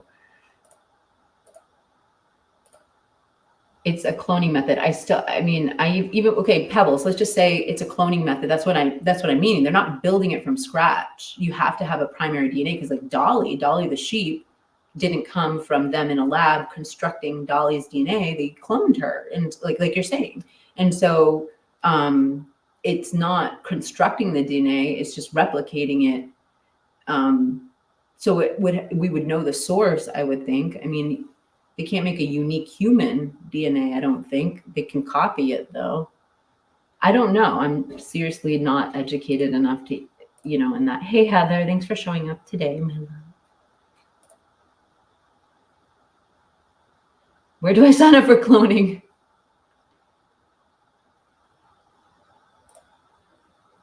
Sorry, my comments are long. They only have a tweet. Not being recorded. No, you're definitely adding to the discussion, Matt. And we're just going to, for the sake of the show, assume you are a real cop, even though we don't assume anyone's real on YouTube. The DOJ, well, your answer's kind of. The DOJ, particularly the National Security Division, plays a role in overseeing and addressing legal and constitutional issues related to national security, including the Fourth Amendment. The Department of Justice. All right. So let's say you were Bryan, okay? And you found out about your phone being intercepted by a Stingray, and you think the evidence was illegally obtained, and you wanted to have like a Frank's hearing, I'm assuming, or something like that. So as a defendant, as like the attorney, hypothetically, how does the DOJ get involved? Does the defense attorney call the DOJ? Does the defense attorney make a hearing with the judge? The judge? Who contacts the DOJ? Who initiates an investigation from the DOJ out of a little local, courthouse? How does the DOJ get involved, But that's really good that we now are getting some answers here about how the process works when we have these cell phone interceptors. Richie Rich, when my kids were little, I wanted a clone. That's so cute. One to stay home and one to do chores, one to drive my kids around. Can I imagine if I had a clone? Oh my God, the free time. I feel bad for my clone, though. I think Bricka Barlow mentions in her declaration that the other DNA profiles were uploaded to CODIS, but then I think BT says at the IGG hearing last year that the samples were not eligible. I'm starring this comment because that actually gives me places to go look, and I appreciate that. So Pebbles, we'll get back to you on that, and everyone else will get deeper into that. Yeah, I know what you meant. Did Chief pulling up with the U-Haul in an active Christ scene and moving stuff around? I'm usually good at interpreting text speak. I don't know what's wrong with me. Okay. Did Chief pulling up with the U-Haul in an active crime scene and moving stuff around? It's just crazy. Yeah, the whole crime scene is crazy.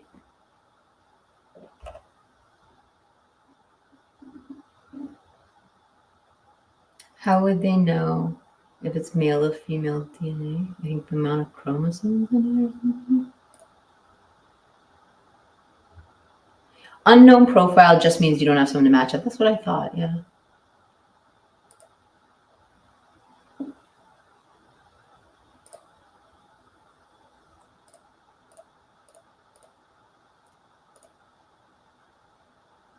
Oh, good. You commented back, Matt. I was scared you thought I was yelling at you. Non-eligible through CODIS could mean that the DNA profiles are from sources that are not permitted to be entered into the CODIS database, which may include law enforcement DNA. God, you just ignited a firestorm in my chat. Theory Neutral says DNA profiles involve interpretation. That is the usual bias for attacking the veracity of the DNA evidence in cross-examination. Good comment. I'm giving it a star.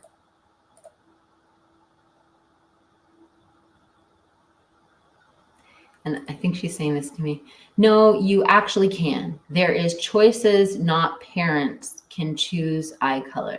They can be manipulated. It doesn't necessarily have to be cloned.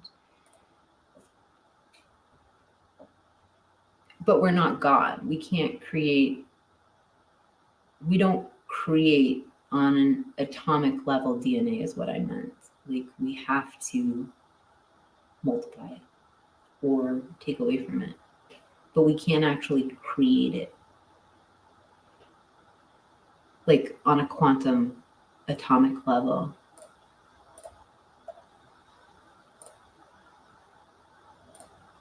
Just like we can't create life, we can only snatch it. Just to clear things up, I'm not a cop. Well, if you wanted to really clear that up, all you have to do is change your picture. I'm a Homeland Security agent. Oh, okay. So if you're planning on any shenanigans, remember, I'm the one who might be asking you about them. All right. So guys, he's got eyes on the chat. Keep it clean. The people have to get all together and make noise so the DOJ gets involved. So it's the people who call the DOJ. So like if we wanted to get the DOJ involved in this for stingrays, it would be the people. Like should we get like a petition? It didn't work for the House. Remember we had like 8,000 signatures on our Don't Tear Down the House petition? Yeah, thank you for your service, Matt.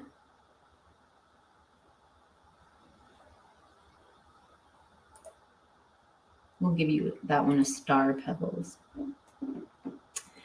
The DNA on the sheath is Bryan's, but it was illegally obtained. And I've said how it was taken, his traffic stops back in PA, because they rubbed the licenses, hence the two unknown profiles, the two drug interdiction officers and BKs.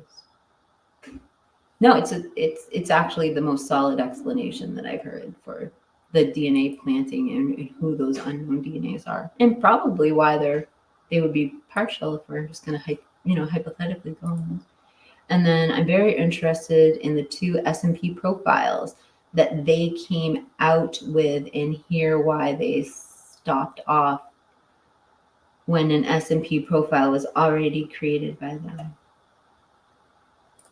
And Matt says, if evidence suggests a violation, the DOJ might prosecute the case, whether it involves misconduct by law enforcement or unconstitutional. Typically, a defense attorney would need to raise the issue.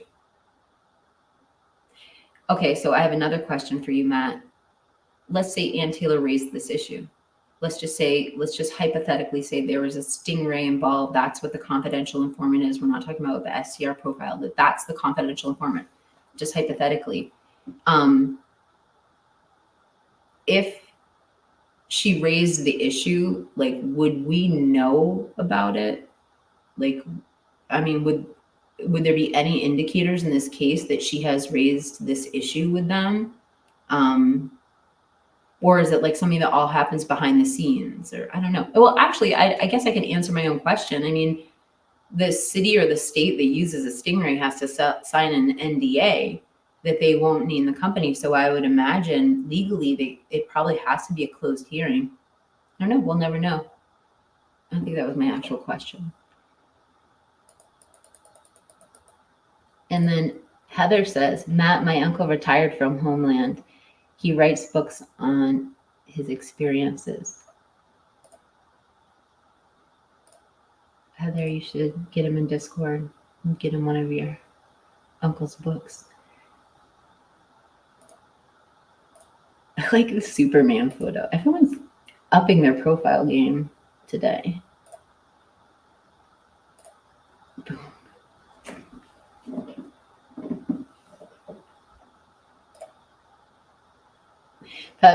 Pebble says, we can create it, but you're right. You do have to have a base, so everything else is engineered. We came to consensus, guys. Do you see that? Thank you, Christy. I think we should get on to the rap song. I'm not gonna copy it. Wait. Do you have IG? Are you talking to me? Oh, I know. I erased my Instagram account a couple weeks ago or recently. But I do have Discord, and we share a lot of information there. And we have we have like a 24-hour chat going. We try to stick to the case, but it's easy to get off subject. I'll drop a link to the Discord when I do my outro if you want to join.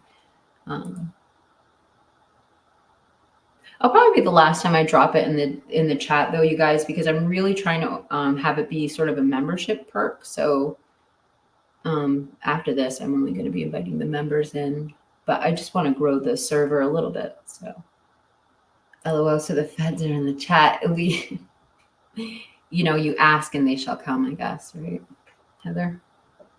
We're joking because in the members live, in the members only chat the other day, we were saying we were welcoming the feds to give us stories. I was joking.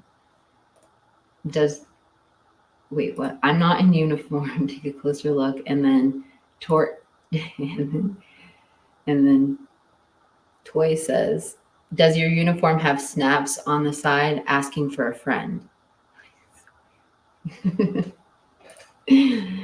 Well, okay, let me look at the profile picture. Oh, you're just wearing your badges and stuff on a regular shirt. I see.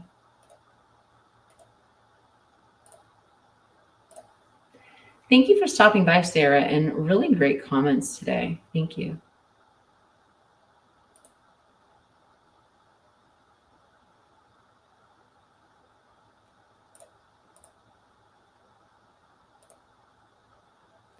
I'm sure you all have heard of many cases involving stingrays where the DOJ did not secure a search warrant. The state is required to drop charges. Then that means that they're using them illegally? Like, I just don't get it. If they're having congressional hearings on it, why haven't they made like specific law regarding a stingray?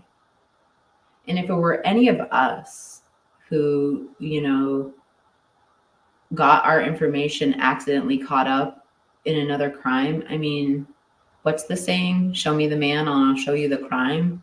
You know, like, it's not fair. In this case, though, I mean, if you have no suspects, if people have no suspects in a case, they turn to things that aren't 100% reliable, like a lie detector test, for instance, or IgG, for instance. Could a stingray be another one of those exceptions that you can use to find someone, but you can't use as evidence against them? And if that's the case, could that be why we're having so many closed hearings and issues when Cy testifies?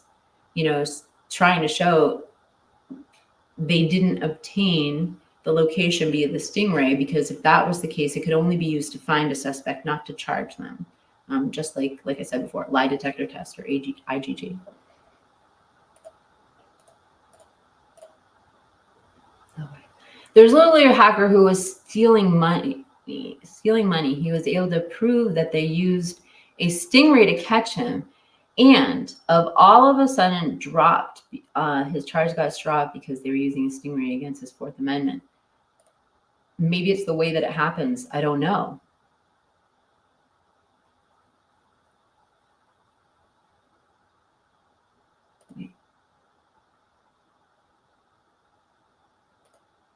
So Pebble says the motion to suppress is coming up and she fully expects it to be there. Richard Rich says, is a private investigator considered an informant? I don't know. That's a great question. I looked up all the meanings to the hearts last night. I can't remember what purple heart means. I think it's loyalty.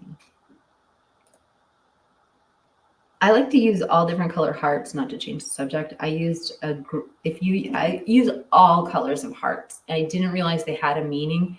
And I used the green heart before, and the green heart means like jealousy. So like I've been like dropping green hearts on people for a long time.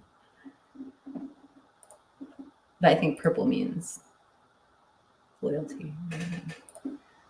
Hey, you were washing clothes last night. You must have a lot of laundry. Well, we know about the Delphi Franks hearing, so there's a chance we would know. I guess if they have one in Idaho. I wonder if this issue would have already been brought up, or if like we're right in the middle of this right now. And there was that one statement by the judge saying there was something about they wanted to bring something to Supreme Court, but it was denied from the judge. I wonder if it was this. Matt says, it depends on several factors if the public would know if such a motion was filed. The court may decide if the hearing is public or sealed based on the sensitivity of the case and the nature of the info. Thank you to both of you. That makes a lot of sense. Oh, wait, I missed something, Nina. Oh, your washer machine broke. I should read my comments more carefully. I'm so sorry. Oh my gosh, I hope it's fixable.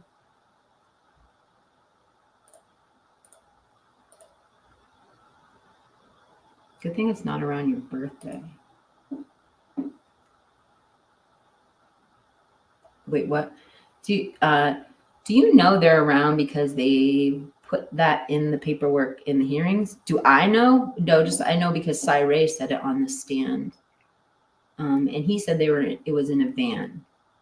But we have a lot of other speculation. If you weren't here at the beginning, Pebbles, I played like I did an entire 30-minute segment on it.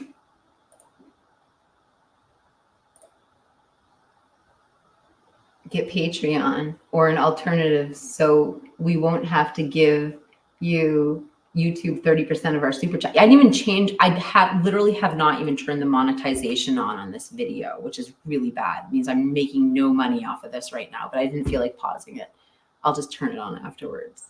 But I have a PayPal app. I don't know why I don't share it. I guess I don't want to e-beg, you know what I mean? Like I do appreciate the viewership, the likes, the shares, the subs. That's the thing I need and for my channel. And I appreciate more than anything. The bonus is just the little tips that you guys give me. So, but I don't like to e-bag and like show all my cash sharing apps and stuff. But because you brought it up, I'll do it at the next live stream, or not the next one because it's members only, and I'm not gonna e-bag on my members. But thank you for bringing it up. I had to take a break, but it's probably one of the first compelling conversations. Oh, thank you, Pebbles. That's so nice. We'll have to thank Michael. I'll tell Michael Aldario because he really started that conversation.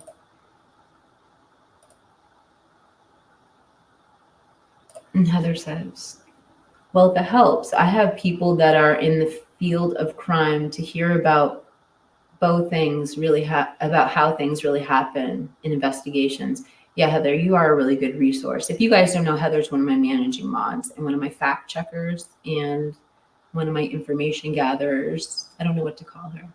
She's special. Yeah.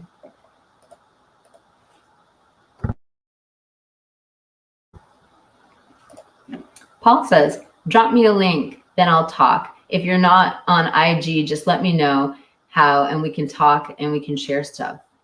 I don't know if you're talking to me or someone else in the chat. I'll throw a Discord link in here real quick.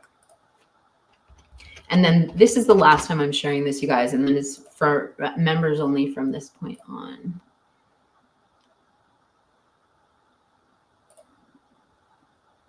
All right.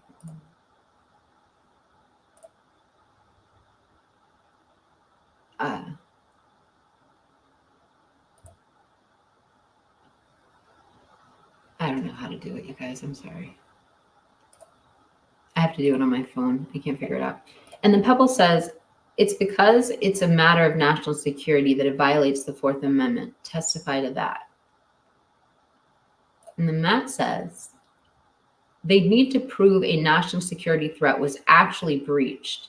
It's kind of like figuring out if a war was declared. Who knows? It could have been announced in Pennsylvania for all we know. And there were 3 states involved. There were 3 PCAs, not 3 states. There were 3 PCAs, according to Heather, my fact checker. So we had the Idaho one, the Pennsylvania one, and then the government one, the national one. I guess the FBI one, maybe it was. So we would never have known, maybe.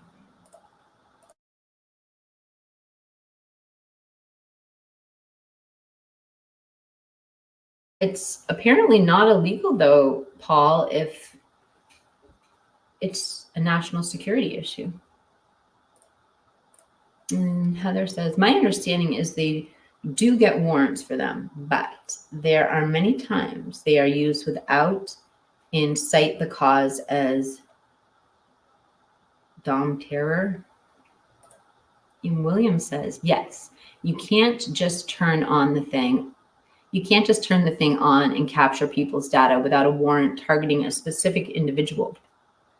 I guess another question I would have, though, is if that's the case, if they were targeting one specific individual, it sounded like from Michael's video that they just make it into a dragnet. Like they can't just target one, like it targets everything, because there was another lawsuit that he talked about in this video out of New York, where a woman tried calling 911 and she couldn't get through. And it was a civil lawsuit, and they actually awarded her money because her call was dropped from 911, but they weren't surveilling her, they were surveilling her neighbor. So I'm just throwing it out there. I don't know what it means. And we brought her name up if you go and look at the extended interview.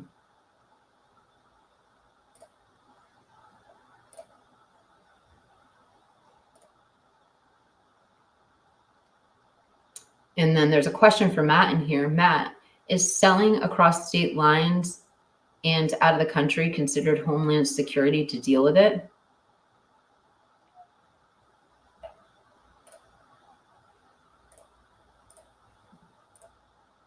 Matt says, a private investigator conducts investigations for clients and provides findings based on their work. They are hired to gather information, not to report confidential information. Thank you for clearing that up.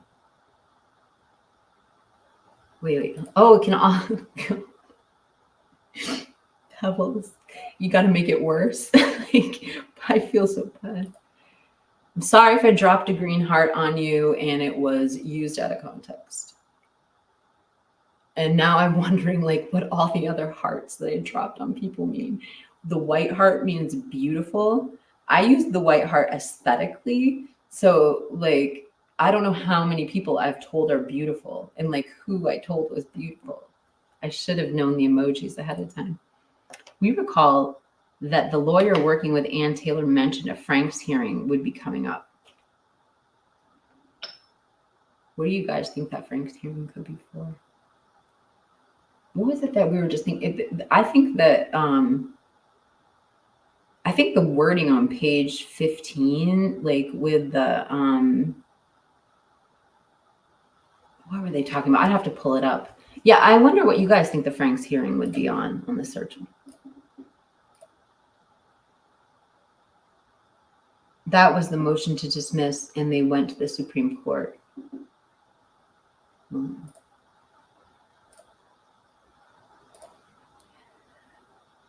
So come across critical information. How is it presented to the court? They better have a Frank's hearing down for that irrelevant PCA. And Heather says, that was the motion to dismiss that they went to the Supreme Court for.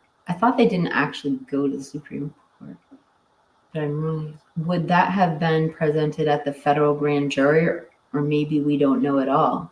I guess that's the question of the day. And I mean, if I go back up to Matt's answer here, this one, at the end of it, he says, it could have been announced in Pennsylvania for all we know. I mean, where would we even know to look? But now that we know what we're looking for, maybe we can dig again.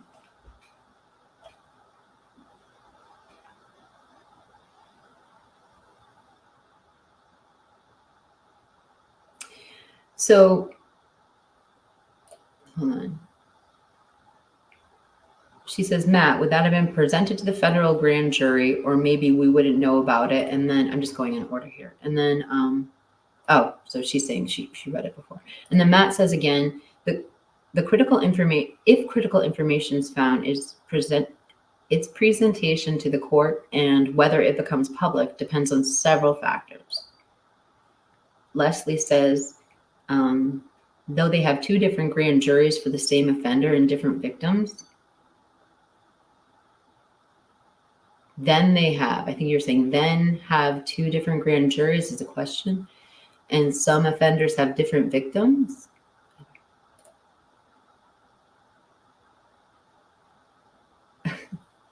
I'm glad you guys are saying something. I know my husband would agree with you. Yeah, I didn't share it. Let me try one more time. I'm just being stupid. I can figure it out.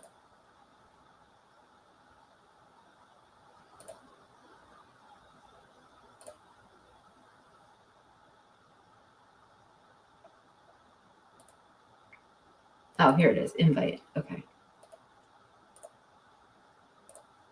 All right. So here's the server if you guys want to join and continue the conversation. The other good thing about it is you can share documents. It's like Twitter. So if you're not on Discord, and it's free. So you can share pictures and documents and screenshots and whatnot. It's just a really good way to share information and talk about the case. Yeah, it's nice to have somewhere you can talk about it 24/7 too. And there's a question from Matt here. One of my family members from the beginning hired a private investigator because he wasn't satisfied with the local law enforcement. And I'm sure he came across critical information. I think it's going to be continuing in a second. Possibly. Oh, great. And now Discord is blowing up. Let me turn it off. I'm actually going to turn on my monetization now, since we're definitely going over the 1.5 hour mark at this point. I can't believe I didn't have it turned on. There you go. Okay, so then Richie Rich asks, can the defense also hire a private investigator? I think Richard Batanti is one, but I might not be. And then Toy says defense does have PIs. Matt says yes, and they have in this case. Guys, I might be smart enough to work for Homeland Security. Just kidding.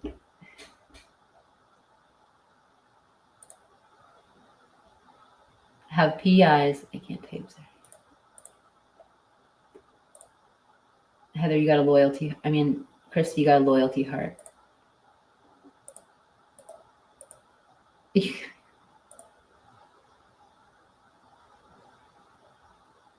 The Stingray is not a phone tap. A Stingray is a cell site simulator. Stingrays need a specific warrant to be used. Actually, that's a really good angle that we should be looking at, is the types of what needs to be done. We've only really discussed the NDAs, but like what type of warrant? So we know that it has to be an issue with Homeland Security.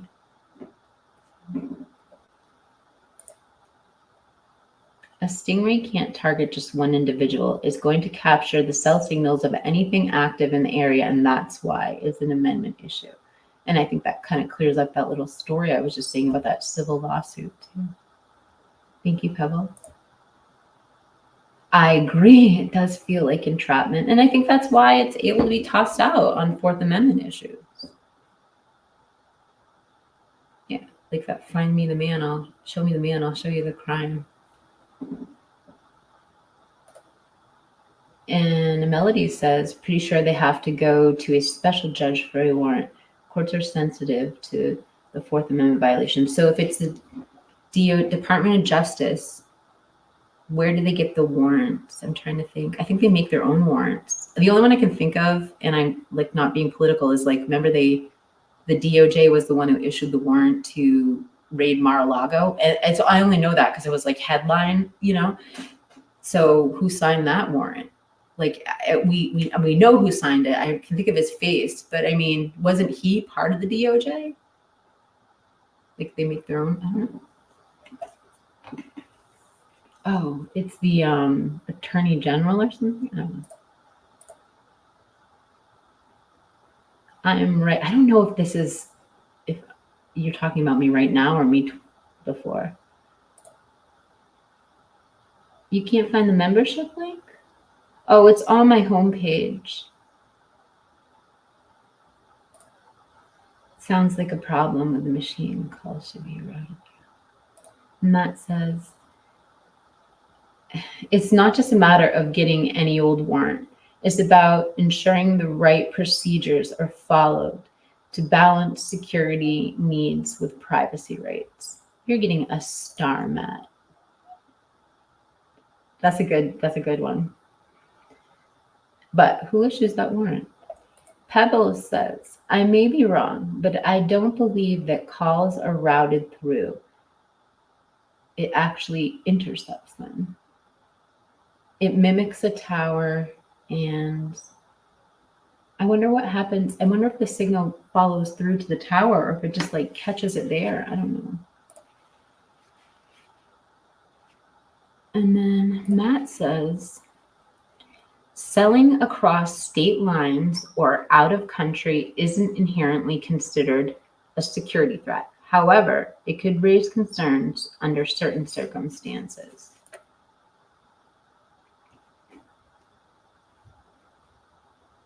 Like probably like weapons or weapons are, well, I guess weapons would obviously be homeland security. Human trafficking. Because, actually, I know the answer to this question because we covered the Diddy case. So when they raided Diddy's house, Homeland Security was there. And when I was listening to Mr. Let Go, he actually said the reason Homeland Security was there is because Diddy allegedly had tunnels under his house. And they were expecting to find people there. So that would be a national security issue. And that could be a reason for the Stingray, because we remember WSC Mom Kim, in the interview I gave to her, she said that her children were programmed to be on the lookout for, or her children were programmed to be on the lookout for these sex traffickers. Like they were trying to snatch, like it's a real problem. Like you think it's like, you know, so you're so far removed from real life, but they literally are trying to traffic girls into, I don't know, that could be that's a good answer, because that can give us a reason why a Stingray might have been at play. It couldn't just be drugs, it would have to be something else.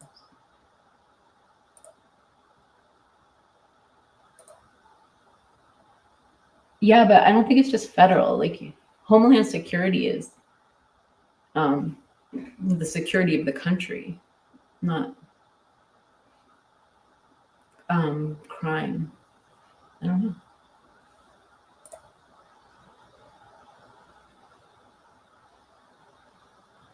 And JB says, but the warrant obtained is a blanket warrant, right? Would you need an additional warrant for individual information? Matt says, crossing state lines in Pennsylvania wouldn't typically be considered a federal a crime if the individual wasn't yet arrested. But crossing state lines from Washington to Idaho could be indeed. Okay, crossing state lines in Pennsylvania wouldn't typically be considered a federal crime if the individual wasn't yet arrested. But crossing state lines from Washington, I don't understand what the difference in Washington to Idaho or Washington to Pennsylvania would be. I mean, two different grand juries in two different states. Two different grand juries in two different states do use both grand juries for two different victims with some perp to arrest him. And how do they know which grand jury is the best one?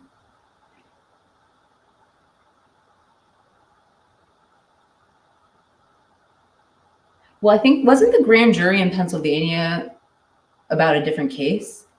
Or did they have a grand jury in Pennsylvania for this case for BK? Because I thought the grand jury convened in Idaho And then after he was arrested, there was this missing woman's case that they allegedly called BK's parents in to testify in front of a grand jury. But I could be mistaken. Maybe I just don't know.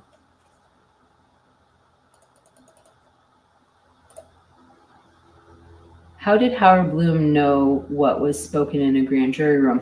Well, allegedly, Steve G was texting a TikToker and they leaked the messages, but Steve G says that they're faked. And in those leaked text messages, that's where they learned about the grand jury number,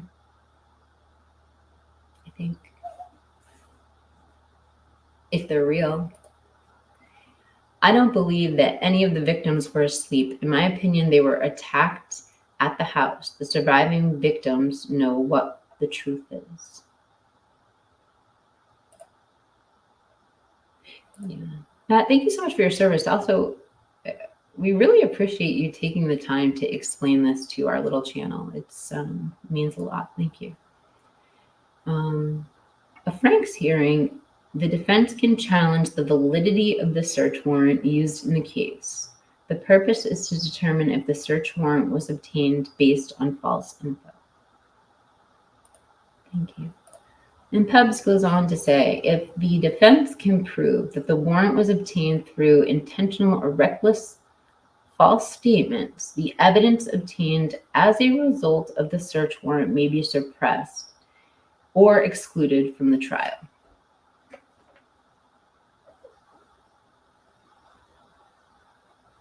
I wonder if it's already been done or if this is going on now because of Psy. And Matt says, you can file a Freedom of Information Act by submitting a FOIA request to the relevant agencies, such as local law enforcement, FBI, to seek information. I know there's a lot of channels that do that to seek information on stingrays. I'm starring another one of your comments because maybe I'm taking a screenshot. Maybe we can, maybe I can do a FOIA request.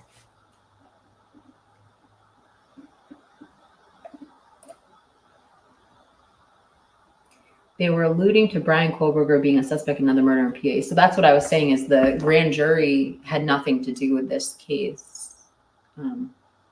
Somebody had asked earlier. Oh, hey, Scott. Thanks for stopping by.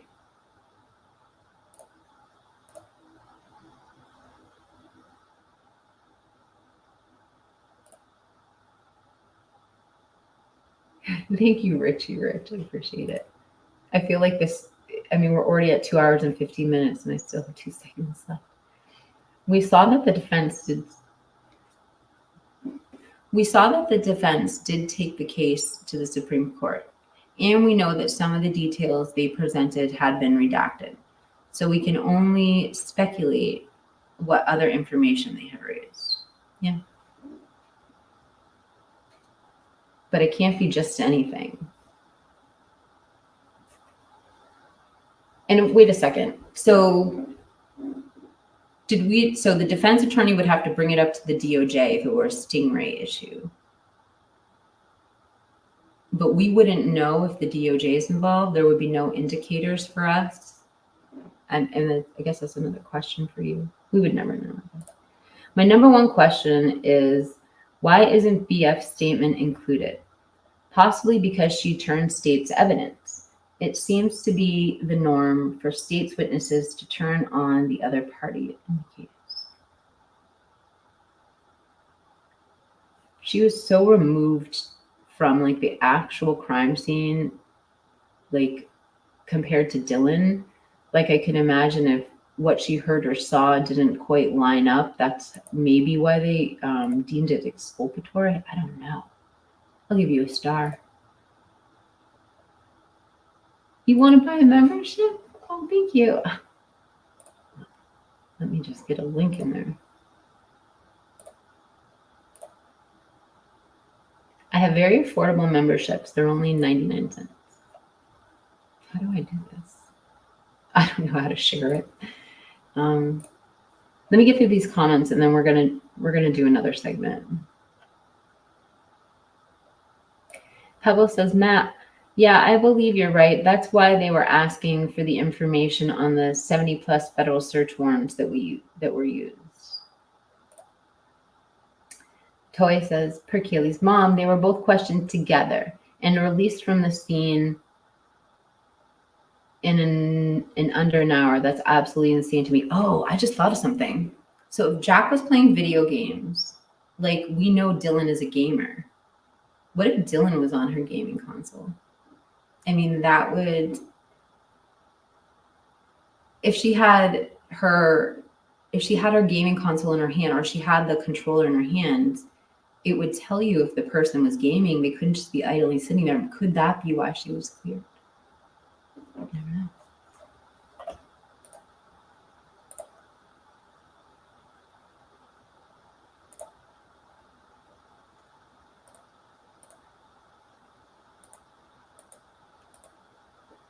A Stingray and a cell site simulator are essentially the same thing. So yes, they function as a type of phone tap. Thank you so much, Joey. I hope you have a good weekend too. We have some good weather ahead of us in the greater Boston area.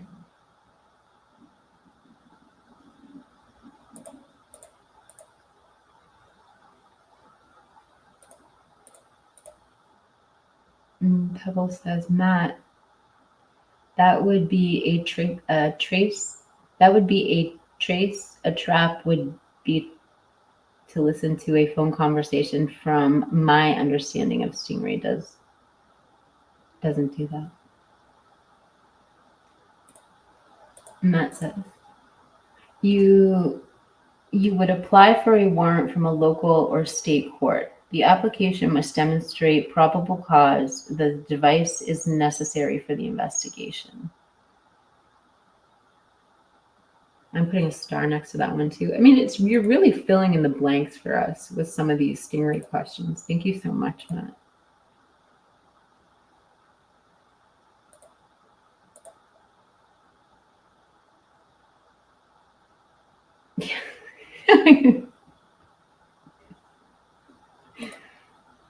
I know everybody's really keeping on the subject too. So the Stingray itself catches it. Stingray itself catches it. It intercepts it. Okay, and JV says, I would think drug or human trafficking would be a concern for Homeland Security. Did we say human trafficking wasn't a concern for Homeland Security? Oh, AR. Hey, everyone. Oh, thank you, AR. I love my mods. Matt, okay. This is off subject, but you seem like you would know the answer. So what department would handle issues with cryptocurrency before it is regulated?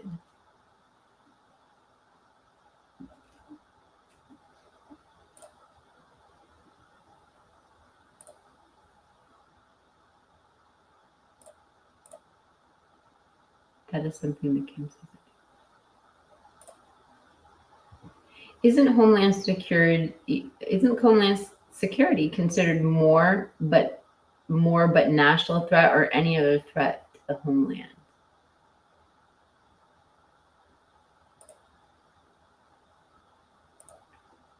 This is why there are issues placing 911 calls. Hey, John, thanks for showing up. Can you please explain that one a little bit more? Mad because it's got me a little bit confused. And Melody says, FBI is an agency that handles crimes over state lines. If there is a certain evidence found, they may call in Homeland Security. Yeah, well, you know,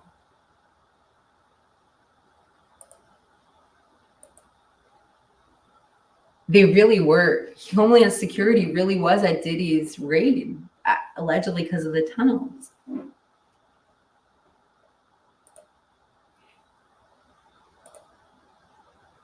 Is it possible that they're going to try him on the Idaho case for some reason that falls under they're going to hold the possible federal case against PA against him? Matt says, getting arrested in Pennsylvania isn't a federal crime since he wasn't arrested yet. But crossing state lines from Washington to Idaho while committing a crime is a crime. But crossing the state lines from Washington into Idaho while committing a crime definitely is a federal matter. Oh, you're banned from DTS? Sorry. No grand jury in PA? You mean for the Idaho case, right? Thank you for clearing that up, by the way. Then she says, there was a grand jury in PA. From my understanding, yes, the parents were called. Yeah, I think I had asked a question about there being a grand jury for the IDAHO4. I think that's what Toy was saying. That it was, but yeah, your Pebbles, we do know that they were called in to testify. Matt says, they couldn't charge him on any Pennsylvania charges because he wasn't apprehended there and he didn't commit the crime in Pennsylvania. Oh, I see. So if he was, I see. So he committed the crime in Idaho. So if he had, so crossing, I don't know. Maybe I don't understand. Never mind.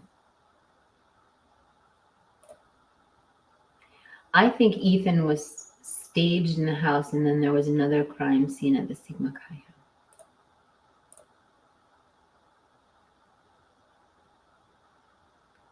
Oh, I didn't know you were one of us. Well, I'll go check out your Substack. Could one of LA, could you drop a link in the chat to Matt's Substack, please? Oh, you're not one of my mods. If one of my mods could drop a link, I don't know how you're going to find it. If Bryan did this and he intentionally crossed state lines with the intent to commit a crime, then it became a federal crime.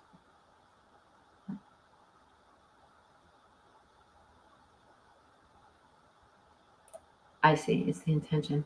And he has been trying to fight that from the beginning and get it dismissed. But I think in the last two hearings, she has poked so many holes in that, and that's why the state came out trying to claim the PCA was irrelevant, which is obviously not.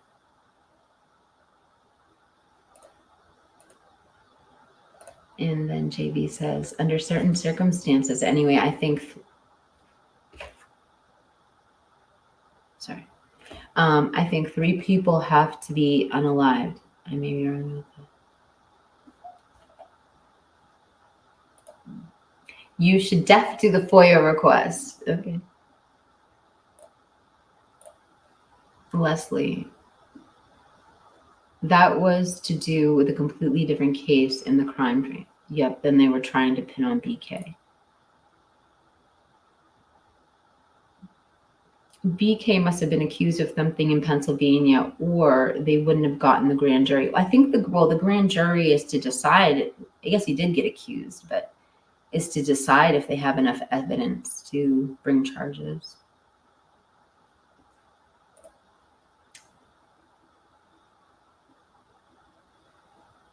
Wait, what? Okay. Yeah, she's talking about Matt. Yeah, he's got great theories, ideas backed up with logical and factual evidence. Definitely recommend you take a look. Please, somebody drop his link in the chat for everybody. Wait, I think it may be because it would impeach either their timeline or something that was said about Dylan in the PCA, possibly. And Toy agrees. Heather's back, and she said, same Toy, I wonder about BF's statement all the time. LA says, totally, Pebbles. I subscribed to it back in February. I wish he would drop his link in here. It's phenomenal. Great writer as well. If the defense raised the Fourth Amendment, if the defense raised the Fourth Amendment, right, the DOJ information would not be public information until it was sent up to the Supreme Court, and we would possibly see the motion, if not redacted. Everything is redacted.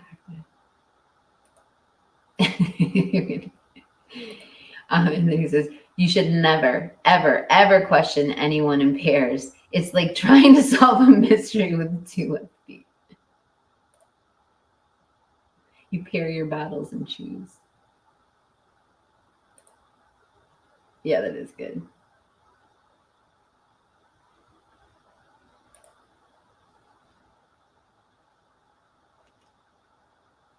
What was it? What was taken from 1122? Was it inside looking camera or just some Wi-Fi listening device possibly taken from the scene? These comments are from an hour. Oh no, they're not from an hour ago. They're from 10 minutes ago.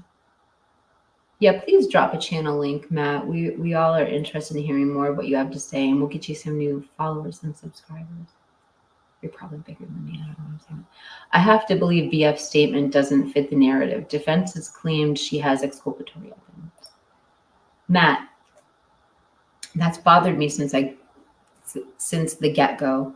When her parents did that interview, my jaw just dropped on the floor.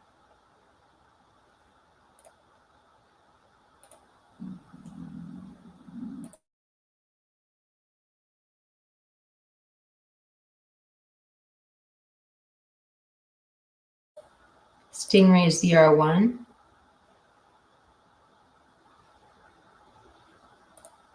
JV says, and especially with BF was with Xana and Ethan that night. If BF happened to witness the fight that had been rumored, then that can create some reasonable doubt. I'm going to start calling you Fitz. I don't think I want to. I want to call you Heather, I think. Fitz, for the cryptocurrency prior to regulations?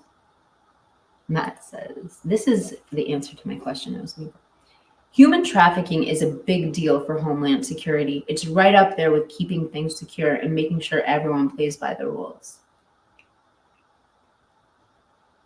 It's like the secret problem that nobody wants to talk about in the U.S.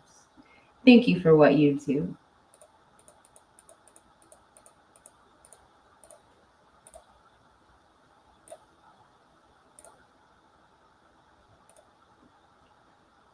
According to the ACLU website, it appears that Idaho doesn't use stingrays. It says unknown. There is an interesting article you should take a look at. Look at the Project Sea Glass out of Wasu, which is only 8 minutes away, and it's about the same thing. But I wonder. I mean, you're looking up the term stingray. I've heard the term Pegasus used in that area, and stingray can be, as far as I know, a generic term just for the type of device. Maybe it's what we're Googling. But thank you for looking that up. I'm going to give you a star so I remember this comment and do some more research on it. And then Pebble says, thanks, Fitz. Toes.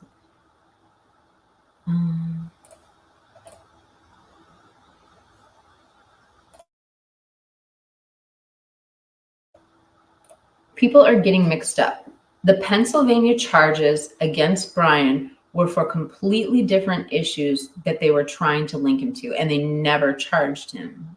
So, yeah, I don't know where these things got conflated, but and that was long after he had been arrested. But thank you for somebody seeing what's going on in the chat here and making a clarifying statement. Heather says, the federal grand jury was an investigative grand jury, not one that they went to present a case to seek an indictment like they did for the one that gave the indictment. I didn't know there was a difference. So they make grand juries just to gather evidence and not determine if they're going to present charges. What's the point of the grand jury, though? I mean, isn't the point to be able to decide if they're going to present charges without ruining the reputation of a business or a person? Like, isn't that the point of the grand jury? So who,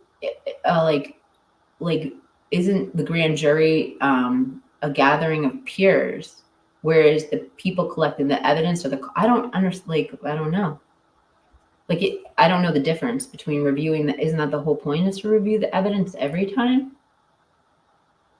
I hope when I'm saying these things, it doesn't sound like I'm telling anybody anything. I literally know nothing. I'm just like bringing conversation and filtering the thoughts that are questions that are going through my head. Oh, good, Vivian's here.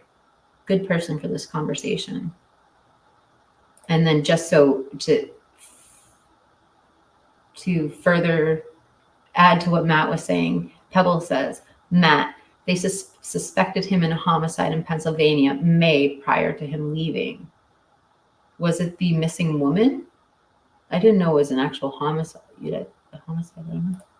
And then Vivian says, William Tardy, Idaho is big on privacy. No stingrays for local or ISP, and no red light speed cams in their state either. Boise just recently wanted license plate readers, and even that's controversial. That's what we've always, well, just two parts of what you said. We've always said this about those traffic cams, is like, it doesn't matter if they have those cameras or not, like the ones that tell you who you are, the ones that can see your face and your license plate, they have to be at like a really specific height. And so according to Vivian, they don't allow them there. I don't know, but I also wonder how big the dragnet is, because if 8 minutes away across the state border, they've got Project Sea Glass Stingraying it up all over the place. I mean, could it intercept things in Idaho? Or like, how wide is that range that the Stingray picks up?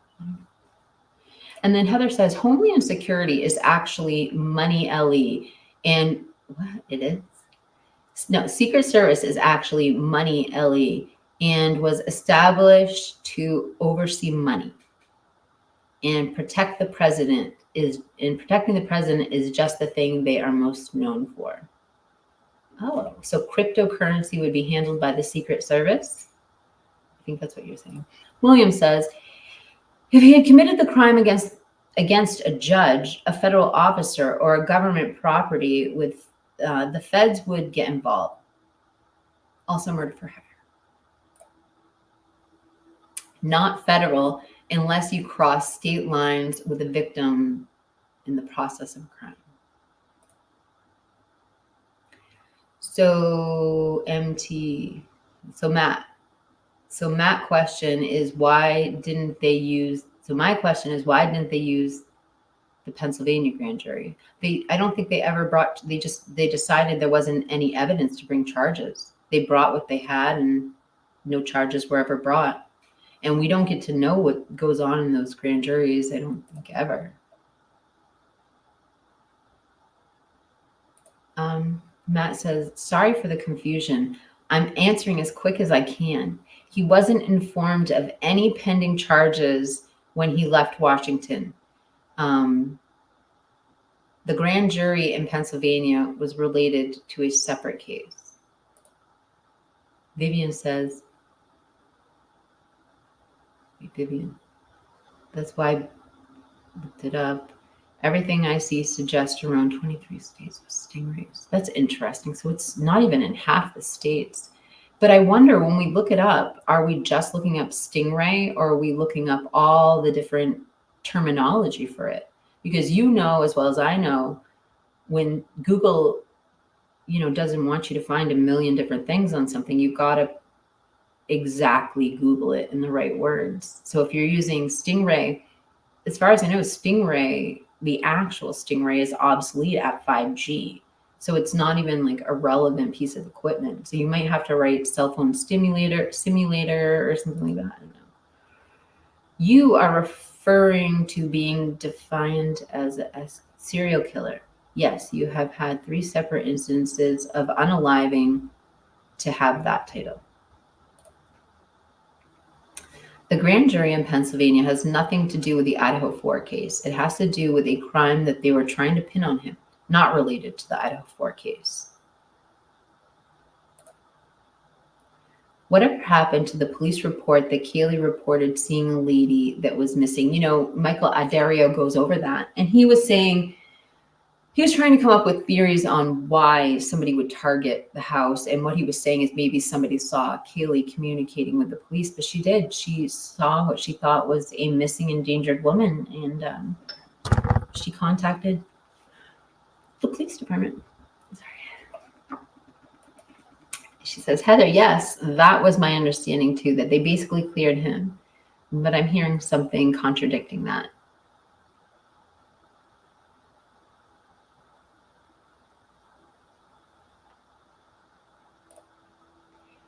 Yeah, Matt, that's what we're agreeing with you on, is that it was a completely different case, had nothing to do with the IDAHO4.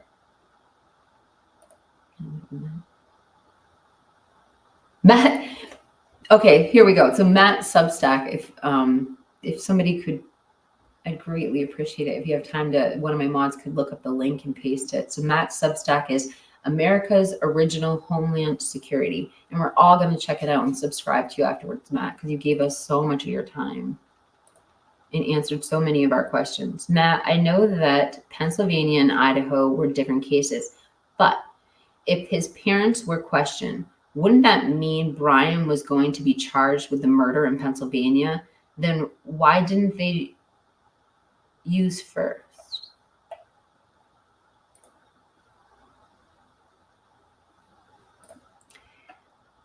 I tried to drop it, but it doesn't seem like leaving a website links isn't. You have to be a mod, and I don't know your handle. We will. Christy's gonna get it. I know she is. I tried to drop it, but it seems like okay. William says, I need to get my hands on a Stingray so I can test it out. Pebble says, Stingray itself is a generic term. It was actually a company that on my phone. It won't let me copy a Substack. Okay. I'm going to do it, guys. Bear with me. Hold on.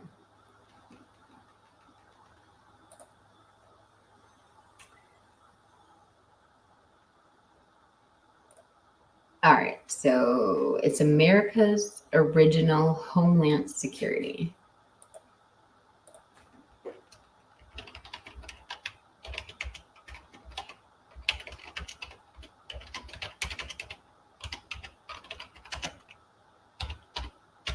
I might have to sign up for it before I can give you guys the link. Hold on.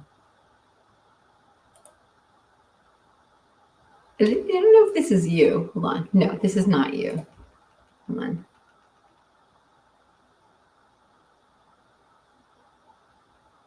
Wait, hold on. Matt, you're not Josh Joker, are you? No. Okay.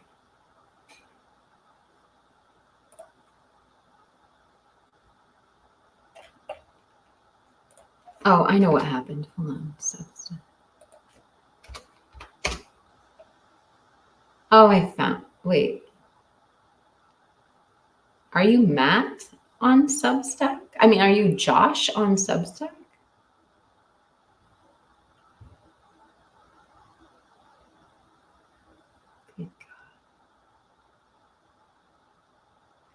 So I'll show you guys what I have because I don't know.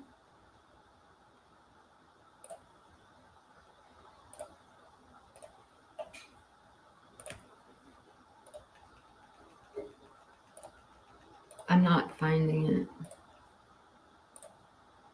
This is what I found. America's Original Homeland Security, Josh Substack.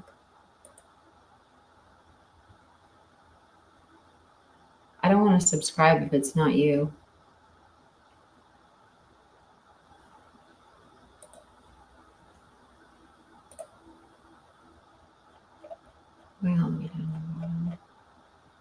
Yes, okay, that's him. Okay, let me get the link for you guys.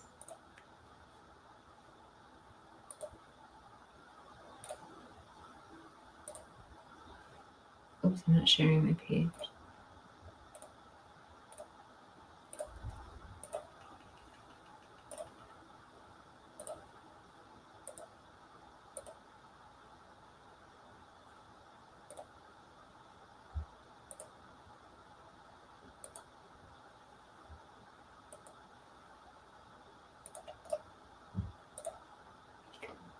Of course, we have a Matt named Josh.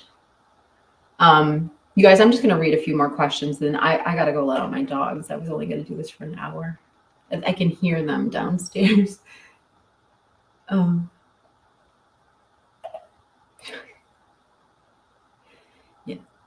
we all have alter egos. It's cool. I'm like Michael Jackson.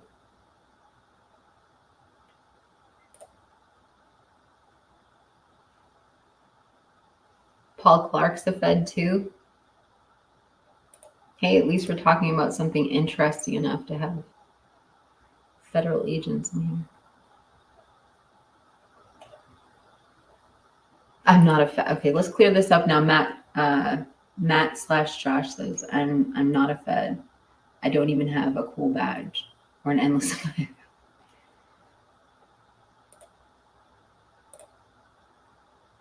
Thank you. All right. Well, I just want to tell you guys what we have coming up. I'm probably going to do a show tomorrow. I don't like doing them in the morning because we have had a lot of people here, but I get more people at night. I don't know. I'll have to talk. I'll just have to figure it out. I think I'm either going to do tomorrow morning at 10 or I'll try and do one maybe later tonight or something. But I do have 2 great segments for you guys. It's just, it would take me like another, I don't know, like another 40 minutes to do them right now. So I'm not going to get into them, but we have more of the psychological profiling. So the 2 segments I have, and I probably, since we didn't do updates either, I'll do those 2 segments and we'll also do updates either tonight or tomorrow, whenever I can schedule it. But the 2 segments that we're going to do aside from updates are going to be on the profiling. So we're going back to the visual snow, and I pulled out BK's rap, and we have like a whole little, I have like a whole little editorial on it. That's about like a 15-minute segment. And then I have the cornfield segment, and that's actually like a longer, it's probably like a 25-minute segment. So we have those 2 things to go over along with updates. So other than that, I really appreciate you guys coming out and giving me the best, most active chat. I really appreciate it, you guys. Wait, what day of the week is it? Is it Friday? Okay. Yeah. So other than my members only chat, which we'll be doing on Tuesday. So I'm going to sign off, and I'm going to play you guys an outro as I leave. There is a link to my Discord in there if you guys want to join. Don't forget to go to Matt's channel. And yeah, I hope you guys have a great weekend. Thank you for being here. Please enjoy my outro.